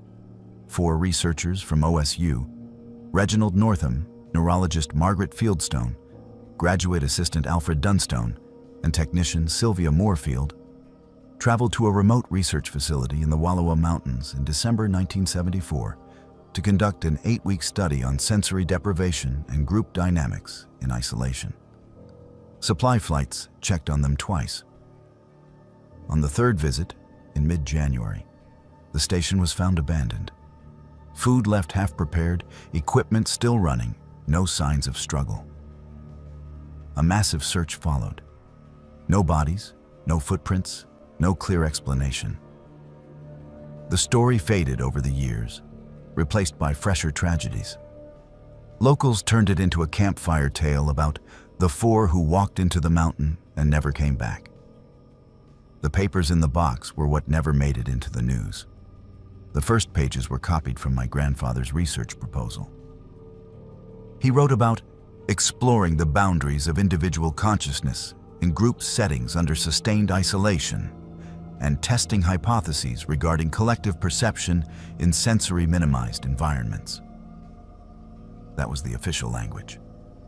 Buried in a paragraph near the end was the part that made my skin crawl. We propose that, under certain conditions, consciousness may not be bounded by individual neurology, but instead may access deeper shared structures. Prolonged isolation in an environment of minimal external stimuli may thin the barrier between subjective minds and perhaps between mind and environment itself. The journal's pages were not his. They belonged to Margaret. Her handwriting was tight and slanted, the ink sometimes smeared where her hand must have brushed it while writing. The first entry in the stack was dated December 3rd, 1974, 3 days after they arrived at the station. "First session in the deprivation tank today," she wrote. "Standard parameters. 90 minutes per subject. Full darkness, white noise. Baseline expectation. Typical reports of drifting, disorientation, episodic memory replay. Actual results. All 4 of us reported the same image. A tunnel, earthen walls, faint light ahead. Reg insists it is coincidence. I am not so sure. The next few entries charted a slow escalation. By December 9th, she was noting identical phrases appearing in their post-session interviews.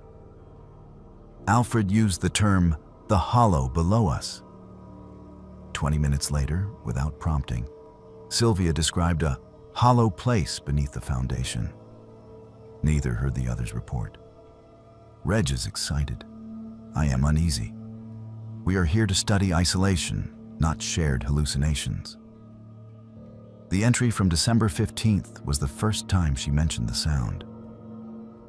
Tonight, all 4 of us were woken by a vibration, like distant machinery or low chanting. The floor seemed to hum. Checking the instruments in the morning, Alfred found a brief spike in the seismograph. No recorded activity in the region. We are alone on these ridges. Yet something moved under us. The official logs from the supply flights were clipped to that page. The pilot's notes after the first visit were mundane. Team seemed fine. Supplies transferred. Weather clear. The second visit, on January 5th, was different. Something is off. Margaret looked like she has not slept in days. Asked if anyone wanted to come back early. Reginald refused on behalf of all of them. Said they were on the verge of a major breakthrough. When I pressed, he smiled and said, "We have made contact." Did not elaborate. Requesting someone from the university follow up. Nobody did.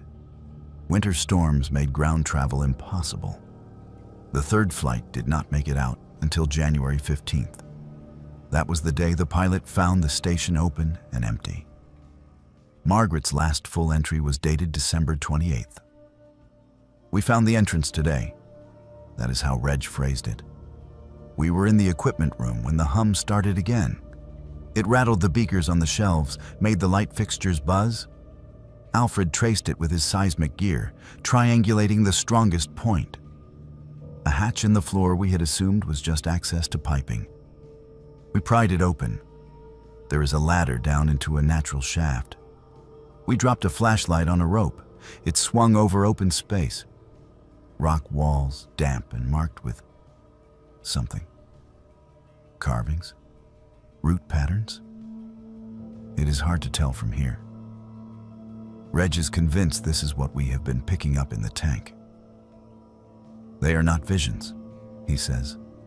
They are impressions from below. We have been listening. Now we can go meet them. I do not like the way he says them. But the worst part is, when I stand over that opening, I feel something listening back. The final page from Margaret was barely legible, the lines shaky. No date, just a short paragraph. Reg says we go down tonight, all together. No more split sessions. He says whatever is under us has been waiting a very long time for someone to answer. I have considered refusing, but every time I sit alone in the dark, I feel pulled toward the hatch. I hear voices that sound like mine and not mine, whispering that we have already gone, that this is just us remembering the moment. If anyone finds this, understand. We did not go because we were forced. We went because something in us recognized something in it. I am afraid that might be worse. That was as far as the copies went. For a long time after reading them, I told myself this was just family mythology, my grandfather feeding his own legend. Maybe he had exaggerated. Maybe he had let the isolation break him and dragged everyone else into his delusion. It was easier to think that than to believe there was actually something under that concrete building drawing people down. Then I found the last item in the box. A photocopy of a report dated March 2019, almost 45 years after the disappearance. The letterhead belonged to a private search and rescue contractor hired by an anonymous client. It described a team who had located the remains of the old research station foundation, now mostly collapsed. The concrete hatch Margaret mentioned was cracked open. The ladder below rotted away. Ropes had been dropped, and a small team had descended into a cavern roughly 200 feet down. They found equipment too corroded to function. An old reel-to-reel tape recorder half fused to the rock by mineral deposits, and something splashed across one wall that tested as biological but did not match any known animal in the database. They also found a message, scratched into the stone just above the old ladder mount. 4 words in blocky, desperate letters. We went, do not follow. Underneath, faint and half eroded, were what looked like initials. RMAS. The report concluded with a recommendation. Site is unstable and should be sealed. Acoustic anomalies recorded during descent. Team members reported hearing voices corresponding to their own internal monologues, but out of sync. Possible psychological effect of echo refraction in chamber. Further exploration not advised. When I finished reading, my hands were numb. I have never been to the Wallowa Mountains. I have never stood over that cracked hatch or heard whatever hums underneath. All I have are copies of someone else's words and a photo of my grandfather smiling in front of a building that no longer exists. But there are nights when I wake up with the intense, irrational certainty that I have been somewhere, underground, in a room too large for my flashlight beam to find the walls, listening to something breathe in time with my heart. In those dreams, I am holding someone's hand, and we are both laughing and terrified. And a voice that is mine and not mine is saying, "We already did this. We are just remembering." I do not know if my grandfather found what he was looking for in those mountains. I do not know if he dissolved into some collective mind, or fell down a shaft and broke his neck, or walked until the cold took him. The rational part of me says people do not just disappear into rock. Bodies leave traces. But I have seen the way institutions close ranks, how reports vanish, how an entire experiment can be reduced in official history to a single neat sentence. 4 researchers lost in an accident during inclement weather. Every now and then, an article about the Northam case makes the rounds online. People debate whether it was a cover-up, a cult, or just a tragic misadventure. Conspiracy forums spin elaborate theories about underground facilities and government mind control projects. Most of it is noise. None of it touches the quiet dread in Margaret's final words. We did not go because we were forced. We went because something in us recognized something in it. There is a particular kind of horror in the idea that the thing you fear is also the thing you secretly want. That given the right door, the right pressure, you would walk through willingly. I keep the box in the back of my closet. Some nights, when the house is very still, I swear I can feel a vibration through the floorboards that is not traffic or plumbing or the neighbor's washing machine. A low, patient hum, like something very far below, is waiting for someone to listen. I tell myself it is nothing. Old pipes, an overactive imagination, echoes. Then I remember the words carved into stone deep under a mountain my family will never stop whispering about. We went. Do not follow. And I lie very still, pretending that warning was meant for somebody else.